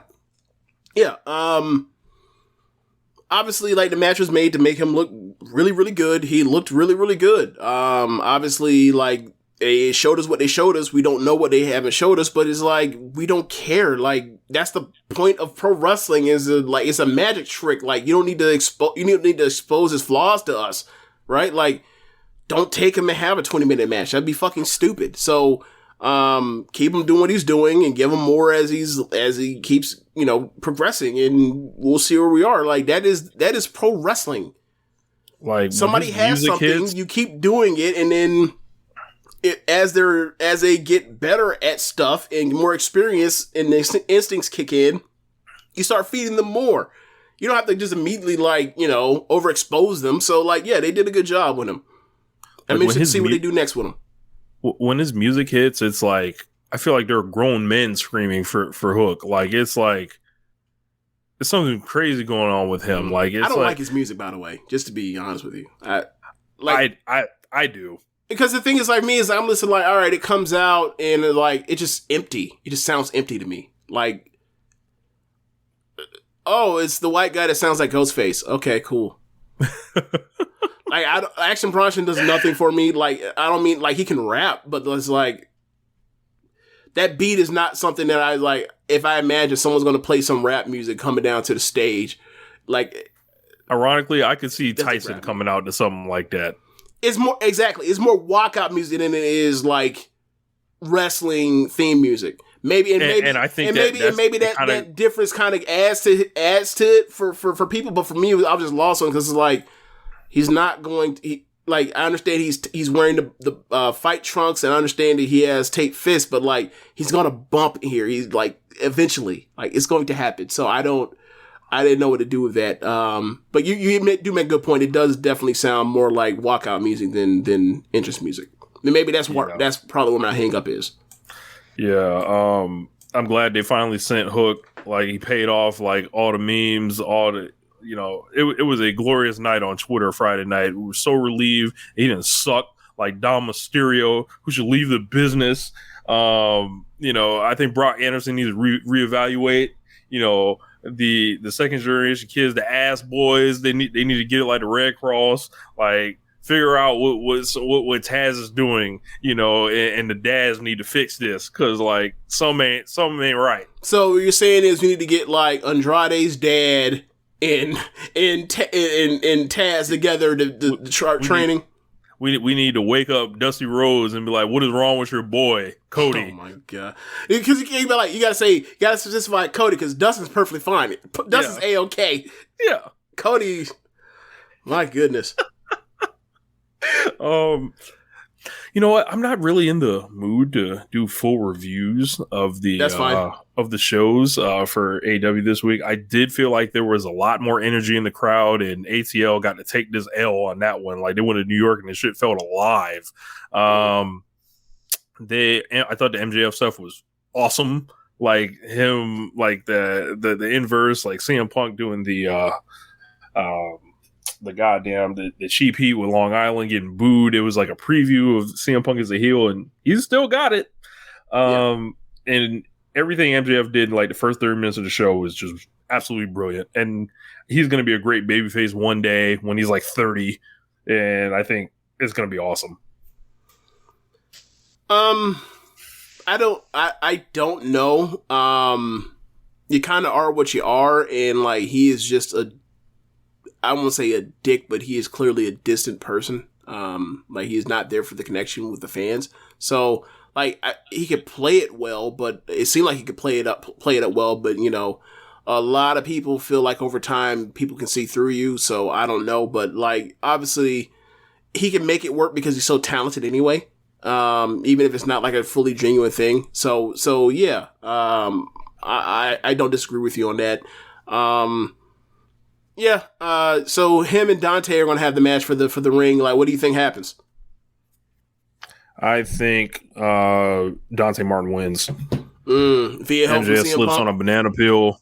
MJF slips on a banana peel somewhere. It may be Wardlow causing MJF to lose or something like that. Okay. I don't know if Punk flat out interferes, but I feel like maybe Punk and Wardlow get in something.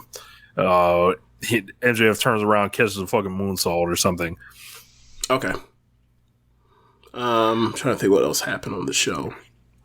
You had trying to think, were the Ass Boys on the show this week? Yes. Then they wrestle. No, Darby and Sting was week before. Yeah. I mean, I don't want to jump over stuff, but you had the TBS match, or not the TBS match, but basically like a warm up match for Riho before she faces Britt. You had Britt versus Jamie Hayter, and I thought they had a good ass match, and that this crowd did not give a flying fuck about. And like the last time I thought of a match like this was in AEW was the title match between Shida and Mizunami, where it's like they're wrestling their asses off, and this crowd don't give a fuck. And then eventually, like, they're wrestling so hard that the crowd was like, "Oh shit, they're wrestling hard as fuck." And then they cared by the end, and like they started doing crazy shit. Like there's a they started doing brain busters and crazy backbreakers. There was also a crucifix bomb off the second rope that was wild. And yeah, I thought by the end, like, they had a really good match, and Riho does it again. Breaking news via the JML and via Twitter. Nanai Takahashi has announced she is leaving Seedling after the 12/29 show via Weekly Pro Magazine. What? She was coming back from surgery. Someone says they hope she gets the Decision TV special to announce where she's going next. And Takahashi's on this beach cover in this all like this long flowing denim jacket, smiling and looking happy. Like, that alarms me because I'm not trying to see Nanai Takahashi looking happy. That's not the brand, you know. That, you know, it's that I know, you know, if it's not on TikTok, you know. Yeah, he's stupid unless it's on TikTok. Yeah, that's really weird. Like, because I mean, she started the promotion. It's her promotion. Like, I saw that they just got a new ring in their dojo or whatever else. But like, gotta keep in mind, like, this promotion is going into this year. Like, it is a promotion with only what? Nanai, Arisa Nakajima, Yoshiko, a players coach that is, or players ref / and Natsuki Taya, who's been retired since 2014, and two, you know, young girls like Riko Kaiju and what's her name? Honori Hana. So like, it's only a 5-person roster of full-time wrestlers plus a ref that does high-speed shenanigans. And then it's freelancers that come in left and right that you know, fill out their cards. So like Yoshiko, she still has not returned. So with no Yoshiko, no Nanai, it is literally like, it is just Arisa Nakajima as the only adult. Wow. Man. I don't know. Like, I mean, so the last show of the year, I believe this, I think it's on 12/29 too, just like the Sumo Hall show is at Corrigan Hall. Stardom Sumo Hall show. The main event is Mizunami versus Arisa Nakajima. And then the semi-main event is the winner of the tag team tournament versus the tag team champions Nanai and Hiroyo.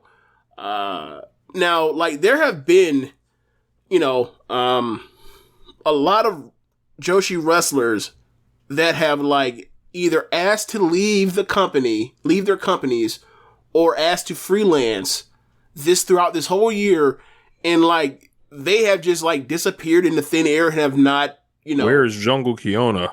Yeah, Jungle had a setback in her knee thing, so like, she's working on that, but she's gonna come back, but we don't know. She said she was gonna announce where she's gonna show up. We haven't heard it yet, right? No Jungle. The top were what, 4 of the top 5 wrestlers in Ice Ribbon, 3 of the top 5 wrestlers in Ice Ribbon all left. Maya Yuki, Risa Sera, who else was it? Blanking on her last name, but not Sariano, she's a freelancer. Whatever. Like, that's happened. There was a top rookie in Tokyo Joshi Pro. She left. Wow, so JML said the rookies have retired too. So like, yeah, man, there's a lot of the hell's going on out here. Yeah, there's a lot of stuff going on where it's like, all right, like, where are these people going? Because like, they're talking like, also you look at Marvelous, right? Like, they had 3, like, they had Hibiki, they had Makoto Shindo, and they had one of my favorites, Meiho Shizuki, who's basically like more like is another Azumi, except like she doesn't have like the custom creative player moves. She just has like all the basic high speed stuff, and it's awesome. Like, you saw her in a match with what was, you know, on the Marvel's 5th anniversary. She's awesome.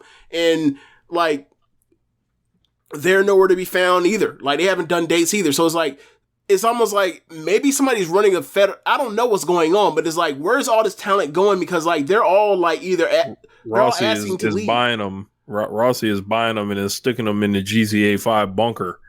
And, you know, they're all going to get pulled out when the year changes over. But that's crazy. We'll come back to that. Yeah. All right. Winner is coming. Yes. Hikaru Shida and Serena Deeb. No DQ match. Their third match. So more rematches are slowly seeping in. But at least that was over a span of what? How many months? 2-3 months?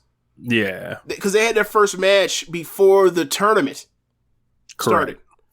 So, like, that's kind of traditional for what AEW was before, like, we started getting these constant, like, Cody and Lucha Bros versus Malachi Black, Andrade, and FTR. Yeah. So I think Shida's going to go ahead and get the win here. And who do you think, in your opinion, the number 2 heel in the women's division is Jade, right? Yes. Is 3 Nyla with under lock, like as a lock, or is it like up for debate? Like, could there be somebody to supplant her for number 3? I think Nyla is a lock, especially because she's always pushed that way. That's true. Serena Deeb is like struggle with injuries, and like it just feels like they kind of showcase her as like this, you know, she's like a technician. She's like a Dean Malenko. Like, like I don't think she actually gets like that. The big pushes like that. Okay. Wardlow and Matt Sydal, kind of a random match. I believe, I don't know if Sydal got thrown out by Wardlow in the Battle Royal. I'd have to check. But the War Dog, you know, getting a match, won't complain about that. And then we got a singles match for the AEW World Title. We got Hangman Page versus Bryan Danielson. So,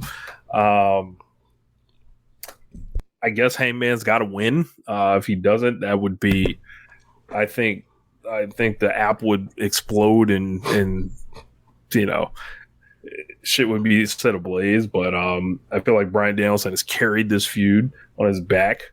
Match should be great. They're in Texas. I hope it's great for Hangman's sake, because like he's been doing a lot of being out of the ring. I think he's had 5 matches since June. All right, we gotta pause. We gotta stop. I think we're at a point now where Hangman has shown improve enough in matches to where like we ain't got to worry about if he's going to have a great match. He's going to have a great match unless he's stuck with Matt Hardy. Is that fair to say now? I feel like that's fair to say.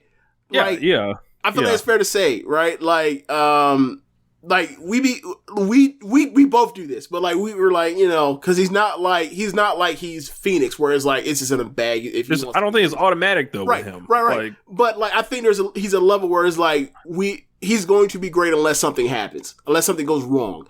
I feel like we're at that level with him. Like we got to stop treating him and talking about him like he's Cody. We got to.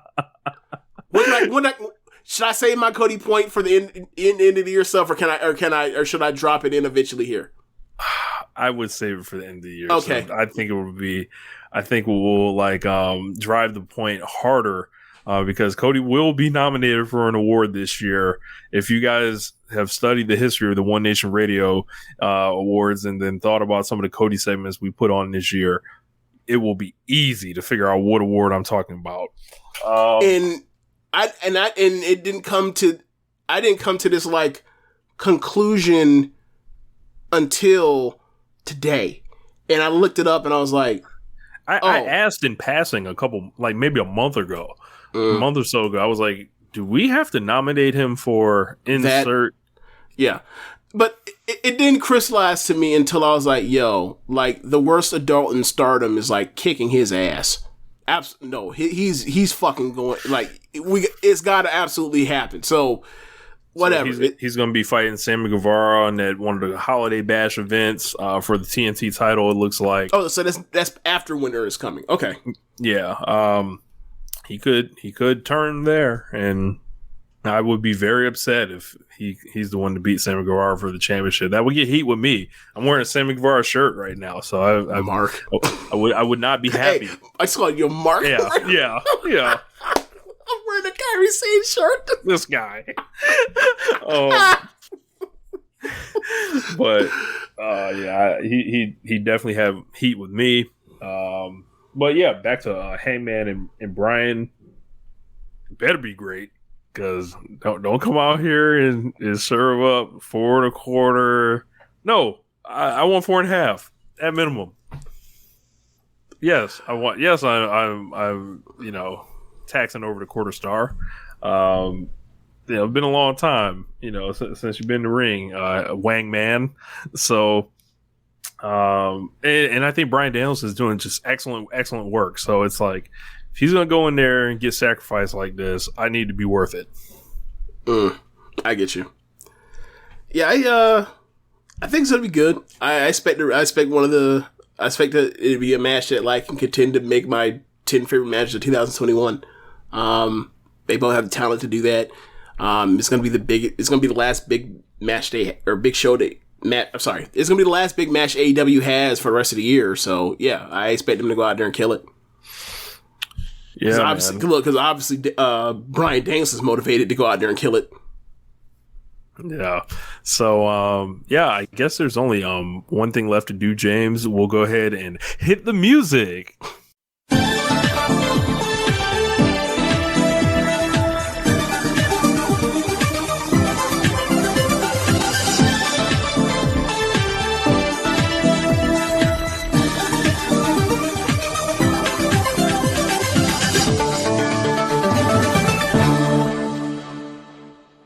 Okay, so Stardom had a show on Saturday and a show on Sunday. Sunday show's not up, but I'm just going to run down the card really quick before we get to more or less previewing this pay-per-view that is on Saturday, the Osaka Super Wars. So in the opener they had Azumi versus Waka versus Mai in a triple threat match. Obviously, Cosmic Angels tried to gang up on Azumi. Azumi wasn't having that. She whooped her ass inside of 6 minutes. She ended up pinning Waka with the diving foot stomp, or after the diving foot stomp. Then you end up getting that is the wrong thing. Oh, then you end up getting a singles match between Saya Kamitani and Roaka. It is very similar to their Grand Prix match, which I also had problems with, where it's like Saya. Tall Saya. 5'6" Saya. Saya, who won the Cinderella tournament beating Micah. Can you please stop giving 65% of the match to this 17-year-old and acting like a babyface in peril? We know you're going to beat her. You're not fooling anybody. Kick her ass and make your match better. Did the same thing and won the same way with a flash Rana Cradle. And it's like, hey, you got to come up with something more. Like, the way they've booked her since the Grand Prix, I don't see why she would win the white belt. And they should throw the sun off. Sorry? Trying to throw the sun off. By making her feel like she's not a star before she wins it? That's not smart. Like, they pinned her on the last night of the Grand Prix. They pinned her, with Unagi pinned her. They pinned her on in Osaka Joe Hall in that when they challenged for the trios titles with with Momo and with Azumi. She got pinned when they could have pinned Azumi. She got pinned on the pay-per-view before that too. I forgot what she was doing, but she got pinned. A lot of pinning. And then she won a 3-way. They're treating her like Big E. Match. Well, that's not good, is it? They treating her like Big E. So, since she won that match, she has won a couple matches, but it's like, you knew that you were going to put her in some main event of your second biggest show of the year. Like, when you knew that you had 2 months to get her ready for the some main event of Budokan Hall, she didn't lose a fucking match from January, from the first January show until Budokan Hall. Change of philosophy. Yeah, I guess. This was not, so like, I don't know. maybe she still does win, but like if she is or did, then like I don't know why, because like I can't remember when Arisa won the white belt. Yep. She did not get pinned a single time until she won the white belt. When Julia won, she did not get pinned a single time in Stardom until she won the white belt. When Tam won the white belt, she got pinned one time from October 3rd until March 3rd. And she got her pin back.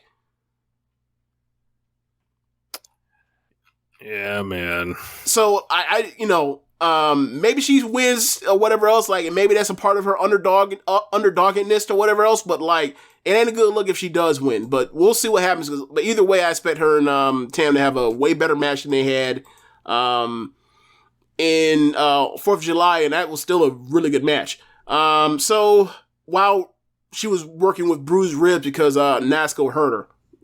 Can't wait till you come back, Nasco. So match after that, you end up getting so this has been happening. So because they've been having Momo tag with the individual wrestlers in 2 versus 2 tag matches of Queen's Quest. So like Kamatani's already wrestled with Momo. They had in this match, they had her and Utami, and then like on the Sunday show that's not up yet, it was her and Azumi. And it's like, can you make it even more obvious that this is like the last time you're gonna see her in Queen's Quest? Like, so it was her and Utami versus Mayu and Lady C, and it came down to the stretch where it was Lady C and Momo went out there with her, and they had a fun little ending of the match before Utami ends up helping Momo with a double team move, and then she ends up hitting her with a B driver and getting the win. I thought it was a good match. And it's like another match is going to get in the 6s or whatever else on Cage Match, and it's going to just add more division between, more separation between Cody Rhodes and a woman that is like now like getting into her 13th month in the biz. So whatever. So next match after that, you end up getting Tam and Unagi versus Hazuki and Kaguma. Bro, Big E lost a match to Lashley, even though Lashley had 2 matches earlier on the show. You're fucking kidding me. So maybe, just maybe, I shouldn't be so mad at the booking for Saya Kamatani right now. Correct. Okay. She's being booked better than the WWE World Champion. Jesus fucking Christ. So yeah, they had a good match. It is continuing with what has been going on with Unagi and Hazuki, where they got smoked with each other after they went to a 15-minute draw before their both their title matches on the Kawasaki pay-per-view. And then Tam and Hazuki, they went out there and they did Tam and Hazuki things with each other. Ultimately, the match has been going to a 15-minute draw with Munagi and Hazuki in the ring. And then Tam and Hazuki look at each other. And Tam sticks a tongue out at Hazuki. And Hazuki like looks at her and emotions like, I want to, puts her hands around her waist like, I want to shot the belt. And then Tam smiles. And I was like, well, if they're gonna beat Kamatani like that, I would like to see a Tam versus Suzuki white belt match in the near future. Very, very much, please and thank you. So we'll see we'll see if that actually means anything or if that was just shit talking. And the main event was Oedo Tai versus the 4 members of not Queen's Quest, but Donna Romano. That wasn't Julia. Julia was actually sitting at ringside. Apparently, she is from the Shiba area in Japan. So like this was supposed to be a hometown show for her, but obviously she's not cleared to wrestle yet. So you end up getting Konami, in there, and, Konami's winding down for now in Stardom. So like, Konami wants to work with obviously Shuri, and then obviously, Mike also wants to work with her. So like, basically, you get Konami and Starlight Kid wrestling their asses off against those other 4. And it was a fun match. Ultimately, at the end, you end up getting, Shuri putting away Saki, and that was that show. But so just to get to the preview for the pay-per-view coming up, this is the 10 million yen It is, remember, originally it was 1 million yen. Now it's 10 million yen, Rich. See? 10 million yen. Mayu out here playing around. So the 10 million yen trios, this is what I'm naming. It's not what it's actually called, but it's basically like a 10 million yen trios 4-team tournament where the final match is a elimination ladder match. That's what it is. I don't know what they're calling it. I can't explain it or whatever else. But basically, you have the trios champions from Donna Del Mondo of Micah, Himeka, and Natsupoi versus Team Marvelous. That'll be Takumi Iroha, Rin Katakura, and Maria. They will have a 20-minute time limit trios match. And on the other side, you will have Cosmic Angels, Tam, Mina, and Unagi versus Mayu, Hazuki, and Kaguma. Also a trios match, 20-minute time limit. And then the final will be the winner of both of those from either side of those brackets in a elimination tag team ladder match. So basically, they're putting the money in a briefcase, spinning in the air, and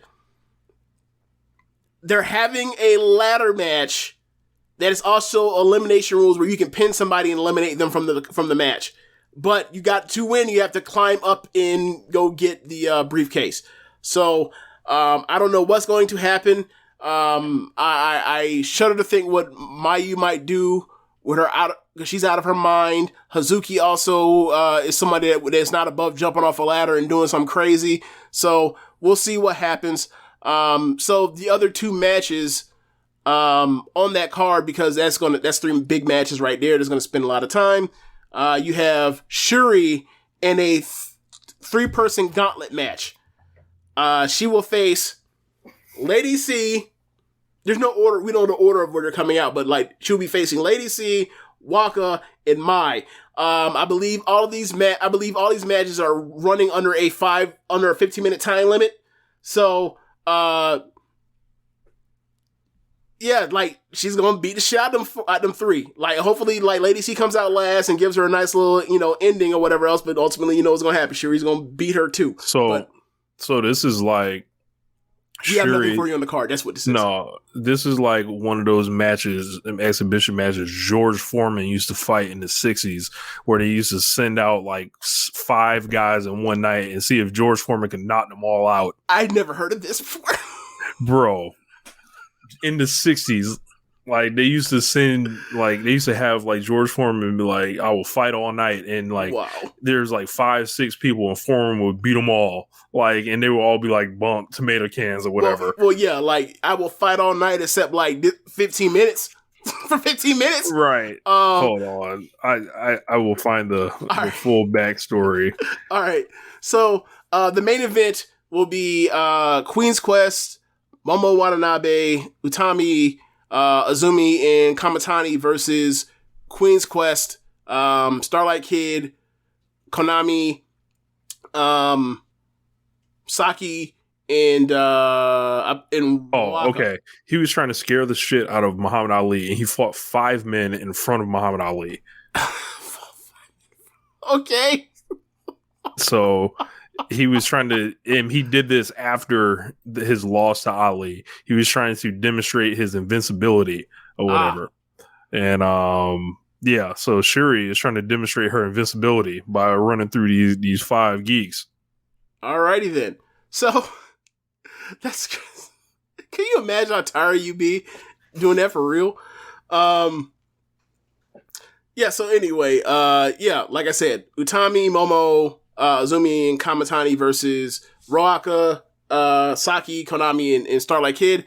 It's a captain's match. So basically, designated captains are Momo and Starlight Kid. The match continues until one of them is eliminated. One of the captains is eliminated. It also has elimination rules. So if one team loses all the other 3 members, that team continues until the captain is around or whatever else. So it's going to be interesting to see what they do. Like, hopefully they will have some, what do you say? What's the word? they will have some sense or constraint or whatever in like if and when they eliminate Utami and Kamatani, especially Kamatani, they will be thrown over the top rope, not fucking pinned. I will be furious if Kamatani gets pinned in this match. I will be furious. So, the rules are the loser of the Captain's match will go to the other team's faction. Momo has said, added to the rules, that if Starlight Kid loses and has to come to Queen's Quest, she will have to come off the mat. She will have to be barefaced. So, like, yeah, we all think that Momo's losing, especially when, like, Konami is leaving. So that will leave a gigantic hole of, like, it'd be no Konami, no Natsuko. They would need somebody to fill that role. Like, yeah, I think it's pretty obvious that Momo is going to be in Oedo Tai. So, like, she will be the last original member of Queen's Quest, and like the 5th year anniversary of Queen's Quest is coming pretty soon, either this week or whatever else. But yeah, like, they need someone to hold the jackets, hold the coats. Hold the jackets, hold the coats. Yeah, because they remember. Yeah, I don't even remember this, but like when Natsuko won Starlight Kid in that match with Stars, right? She said the same thing about Starlight Kid, like, you will be the lowest on the totem pole. You will be lower than Roaka. Like, yeah, for what, a week? Faction leader at 20, Rich. So, yeah, I mean, Starlight Kid, one of the old heads now. You know how it is. She's been around since 2000. She debuted in 2015? Yeah, might be wrapping it up. Wrapping it up next year. Next year might be I'd be furious if she, like, yeah, I'm going. You just finally got great. Now you want to leave? This is bullshit. Win the red belt in the summer and then lay that bitch down. Wow. I think she's more white belt material, but who knows? Yeah, man. So that's pretty much all I got on Stardom. I mean, I guess unless you want to wrap back to this, like, since we're in the Joshi space, want to wrap back to like what the fuck is going on with Joshi, where all these people are leaving and nobody's showing up. Buying this shit up. Rossy buying all this shit up, bro. Like buying up all the dope spots. See, you trying to joke? I'm trying to figure out what's going on. All the dope spots getting bought up. Joshi is changing rapidly. Like, look, I think some places are going to have to shut down. But it's like, where are they going? It's only going to be 2 labels, James. What are the 2 labels in? What's the second label? The second label is run by Cyber Agent. Rich, you saw that. You sent me something a week or 2 ago. Someone talking about what Tokyo Joshi Pro was. Do you remember what it said to me? Do you remember what it said? I forgot what it said. All right, if you feel, I will find it and I'll read to you. So, let's take a look at some of these comments. I can't believe Big E lost to a man who participated in 2 matches earlier in the evening, and this is the champion. This is what they're doing. I don't know what it is, but it seems like the Universal Champion gets booked quite differently from the WWE Champion. Wonder why that is. This is bad. Hitman Punk in the comments says, not sure why they made the most prestigious, in all quotes, title the super mid-card belt. Zach did say in the comments, new coat holder for Momo Watanabe. So, yeah. Even he don't believe that. Okay, so this is... All right. You sent me this. Somebody had a tweet, and it said, to have a full grasp of professional wrestling, one must understand that Tokyo Joshi Pro and DDT is the essence of what professional wrestling truly is. And this is what they said as they were quote tweeting this tweet. And the tweet that they quote tweeted was, the appeal of Tokyo Joshi Pro is that it is not a serious wrestling promotion. It is that it has a person who likes, trains. Oh, sorry. It is it is that it has a person who likes trains and a superhero and an idol group and a dinosaur and a group of evil maids who weaponize a tray. And then then it is still some of the best wrestling in the entire scene. Look, man. How does that go together? Look, I have talked to you off air about Tokyo Joshi Pro and like especially 2020 when I saw a list of fan voted top matches and I saw like 7 of those matches and I was like, yo, none of these matches would crack my top 15 for Stardom's 2021, which like whatever. Like the wrestling is not there at that level. And quite frankly, when you take the people that were at the bottom of the promotion in Tokyo Joshi Pro and then put them into Stardom, they improve drastically. Like we saw that with Mina, we saw that with Unagi. Natsupoi, she was already good as fuck for the first time I ever saw her. Now she's just wrestling better wrestlers, right? So, it is what it is with that. I think the top of Tokyo Joshi Pro, whether it's like someone that has improved like Maki Ito and someone that's already good like Mizuki and, obviously like, Shoko Nakajima and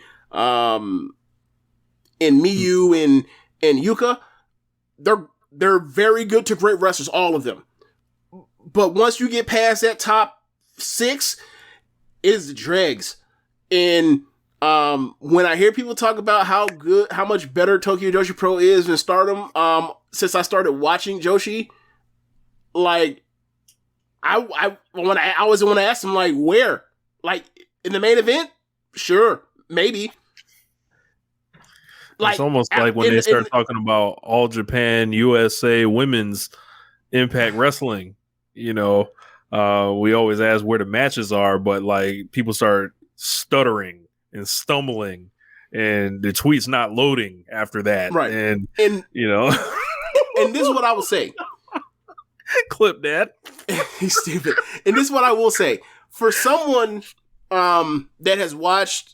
Or for someone to talk about Tokyo Joshi Pro, like there absolutely has been improvement. Like they have better matches consistently now, right? Like that tournament that Maki won, like she improved.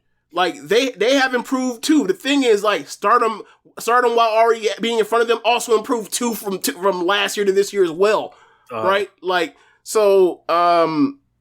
And then you also look at, I mean, it's just like with Stardom, they just have a depth situation where it's like, you look at like the 12th best wrestler in Stardom, and they're about as good as like the 3rd or 4th best wrestler in pretty much any other Joshi promotion, bell to bell. What is to argue? Like, we see how good fucking Starlight Kid and Izumi are. They're like in that 8 and below range. Natsupoi would be somebody that's like in that range too. Natsupoi's fucking awesome.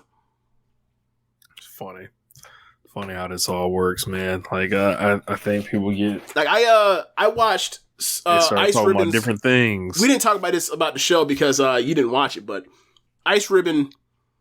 We talked about this as far as like they didn't sell no tickets. For like they did Oda City, like and they did like over 500. They did less 600 tickets for their 15th anniversary. And like their semi-main event and their main event were both great matches. But like watching that show, like outside of the last 3 matches, it was butt cheeks. Did it look except like for one match? Except for one match. Everything else was butt cheeks. They had like a 10-match card. 4 matches one match was decent. One match was really good. One match was great. Another match was really great. Did it look like a dead promotion walking? I mean, in retrospect, now that I found out that 3 of their top 5 are leaving, it kind of, I guess you have to say yes now. I mean, because the thing is, Oda City, like, it fits 4,000 people. They only put 530-some people in that bitch. So it looked, you know, it was hard to get into the crowd because you couldn't feel the crowd because there was so little people in that building. But like, once the Fujita and Thekla match happened and they were killing each other, it was like, okay, I mean, I can't kind of ignore this. And then you start getting that tag match and it was like, that's some of their best wrestlers. And then you get the Tsukasa versus Sakushi match and they're killing each other. And you're just like, all right, I'm into this match, even though I wish there was a better crowd. But like, so like, I don't think the wrestling affected it that much because by the end, it was they had some really good wrestling, but like to get through all the matches, to get to the actual good people on their card is like, nah, man, they couldn't struggle. Their second match, like you look at some of them Stardom second matches on these on the pay-per-views they had, it's like, nah, man, no, we can't even pretend. Like, what are we doing here? Why are we pretending? Like, main events, semi-main events, third from the top, sure. That second match, that third match, no. That's the difference between Stardom and pretty much any other Joshi promotion going right now, or quite frankly, any other women's wrestling promotion going on right now, or division. They just they have 15 quality wrestlers. 15. I feel like there's cap to be had. Yeah, like, all that. Yeah. So like, if you like, I'm not saying not to like anybody or dislike anyone else or whatever else. Like, all of them got to learn or whatever else. But it's like there's just levels here. In even if you want to take out Donald Mondo, that's still 10. That's still 10 quality wrestlers. That's still deeper than the average Joshi roster. Yeah, I think people gonna have to they're gonna have to get down or lay down eventually. Like that's the way it seems. Like I feel like Rossi is cleaning up, buying out. Donato Mondo, yeah. But like you look at like Cosmic Angels, like, or let's say this, like Unagi, Mina, Natsupoi. Unagi or Mina, look at Mina and Unagi, like they're at the bottom of Tokyo Joshi Pro when they had them. That's supposed to mid-carder. That's supposed to mid-carder here, but like we get to see her be fucking awesome all the time, and we get to see Unagi and Mina like improve and like get title matches and be able to do, show what they can actually do over after a year of like wrestling better competition. Quite frankly, I feel like you got to take a flyer if you're a Joshi promoter. If you are a Joshi promoter, you take a flyer on Mina Shirakawa and you see what you get. In all cases. I don't disagree. Like I remember I saw a vlog of her hanging out with Thunder Rosa in 2000, early like January 2012 or 2020 when like she was over there and she was like fighting for their secondary title with Maki Ito, and it's like she was always trying to get better. He just finally got better. But yeah, so that's not really all I got for the Joshi thing. Like, I just want to know, like, is all this shit connected? Is there like some other place that's going to run something? Like, what is going on? Because it doesn't really make sense that like this much talent has left the scene and we don't know where any of it's headed, and it's been months now. In a lot of these cases, like the women in Marvelous, the three that left, like they haven't wrestled since August. That's a long ass time. Yeah. Jeff Hardy announced for meet and greet December 18th, Illinois, and he's going to be doing his music too. Is that allowed? Will he get a cease and desist? I don't think so. Is he allowed to do something like this? I don't know. I would have to speak with someone that knows a thing or two about no competes. All right. I guess that's the end of the show, right? Yep. All right. Thanks for listening, y'all. Be sure to rate us on whatever app you're using to listen to this with. If you're listening to the show on the podcast, know that we do this every Monday at around 9 o'clock on Twitch. At FOH is coming. Yes. But as far as the Twitch, it's Rich Latta TV. I'm trying to think what else. You mentioned FOH is coming. Is this Saturday? This Saturday will be recorded.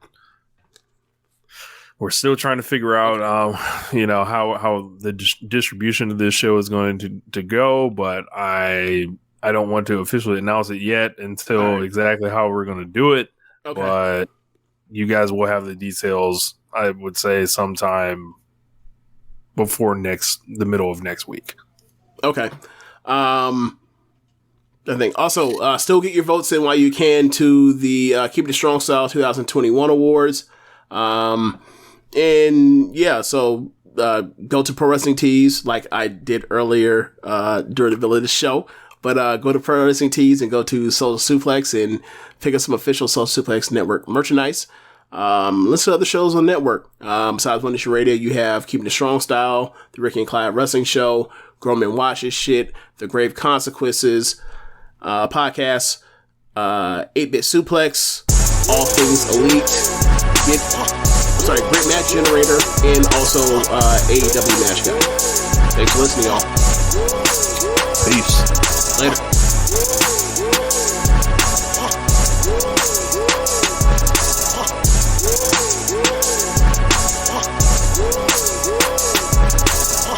At Vanguard, this is more than just a retirement plan. This is your cappuccino date in Italy, the beach house with the matching bicycles. It's your rental car down memory lane, and weekends reuniting with friends from over the years. This is the future you imagined, and Vanguard is here to help you build it. Because at Vanguard, you're more than just an investor, you're an owner. Discover the value of ownership at Vanguard.com. Fund shareholders own the funds that own Vanguard. Vanguard Marketing Corporation, distributor. It takes a lot of ingredients to fix or build a car, like cooking, but without the frozen dinner easy way out. eBay Motors has 122 million parts. It's always the right fitment, so you can follow any recipe to a T. Whether it's a vintage Italian coupe that's classic like Grandma's meatballs, or a German luxury car that's as complicated as Oma's rouladen, to cook up something great in the garage, use the eBay Motors app or visit ebaymotors.com. Let's ride.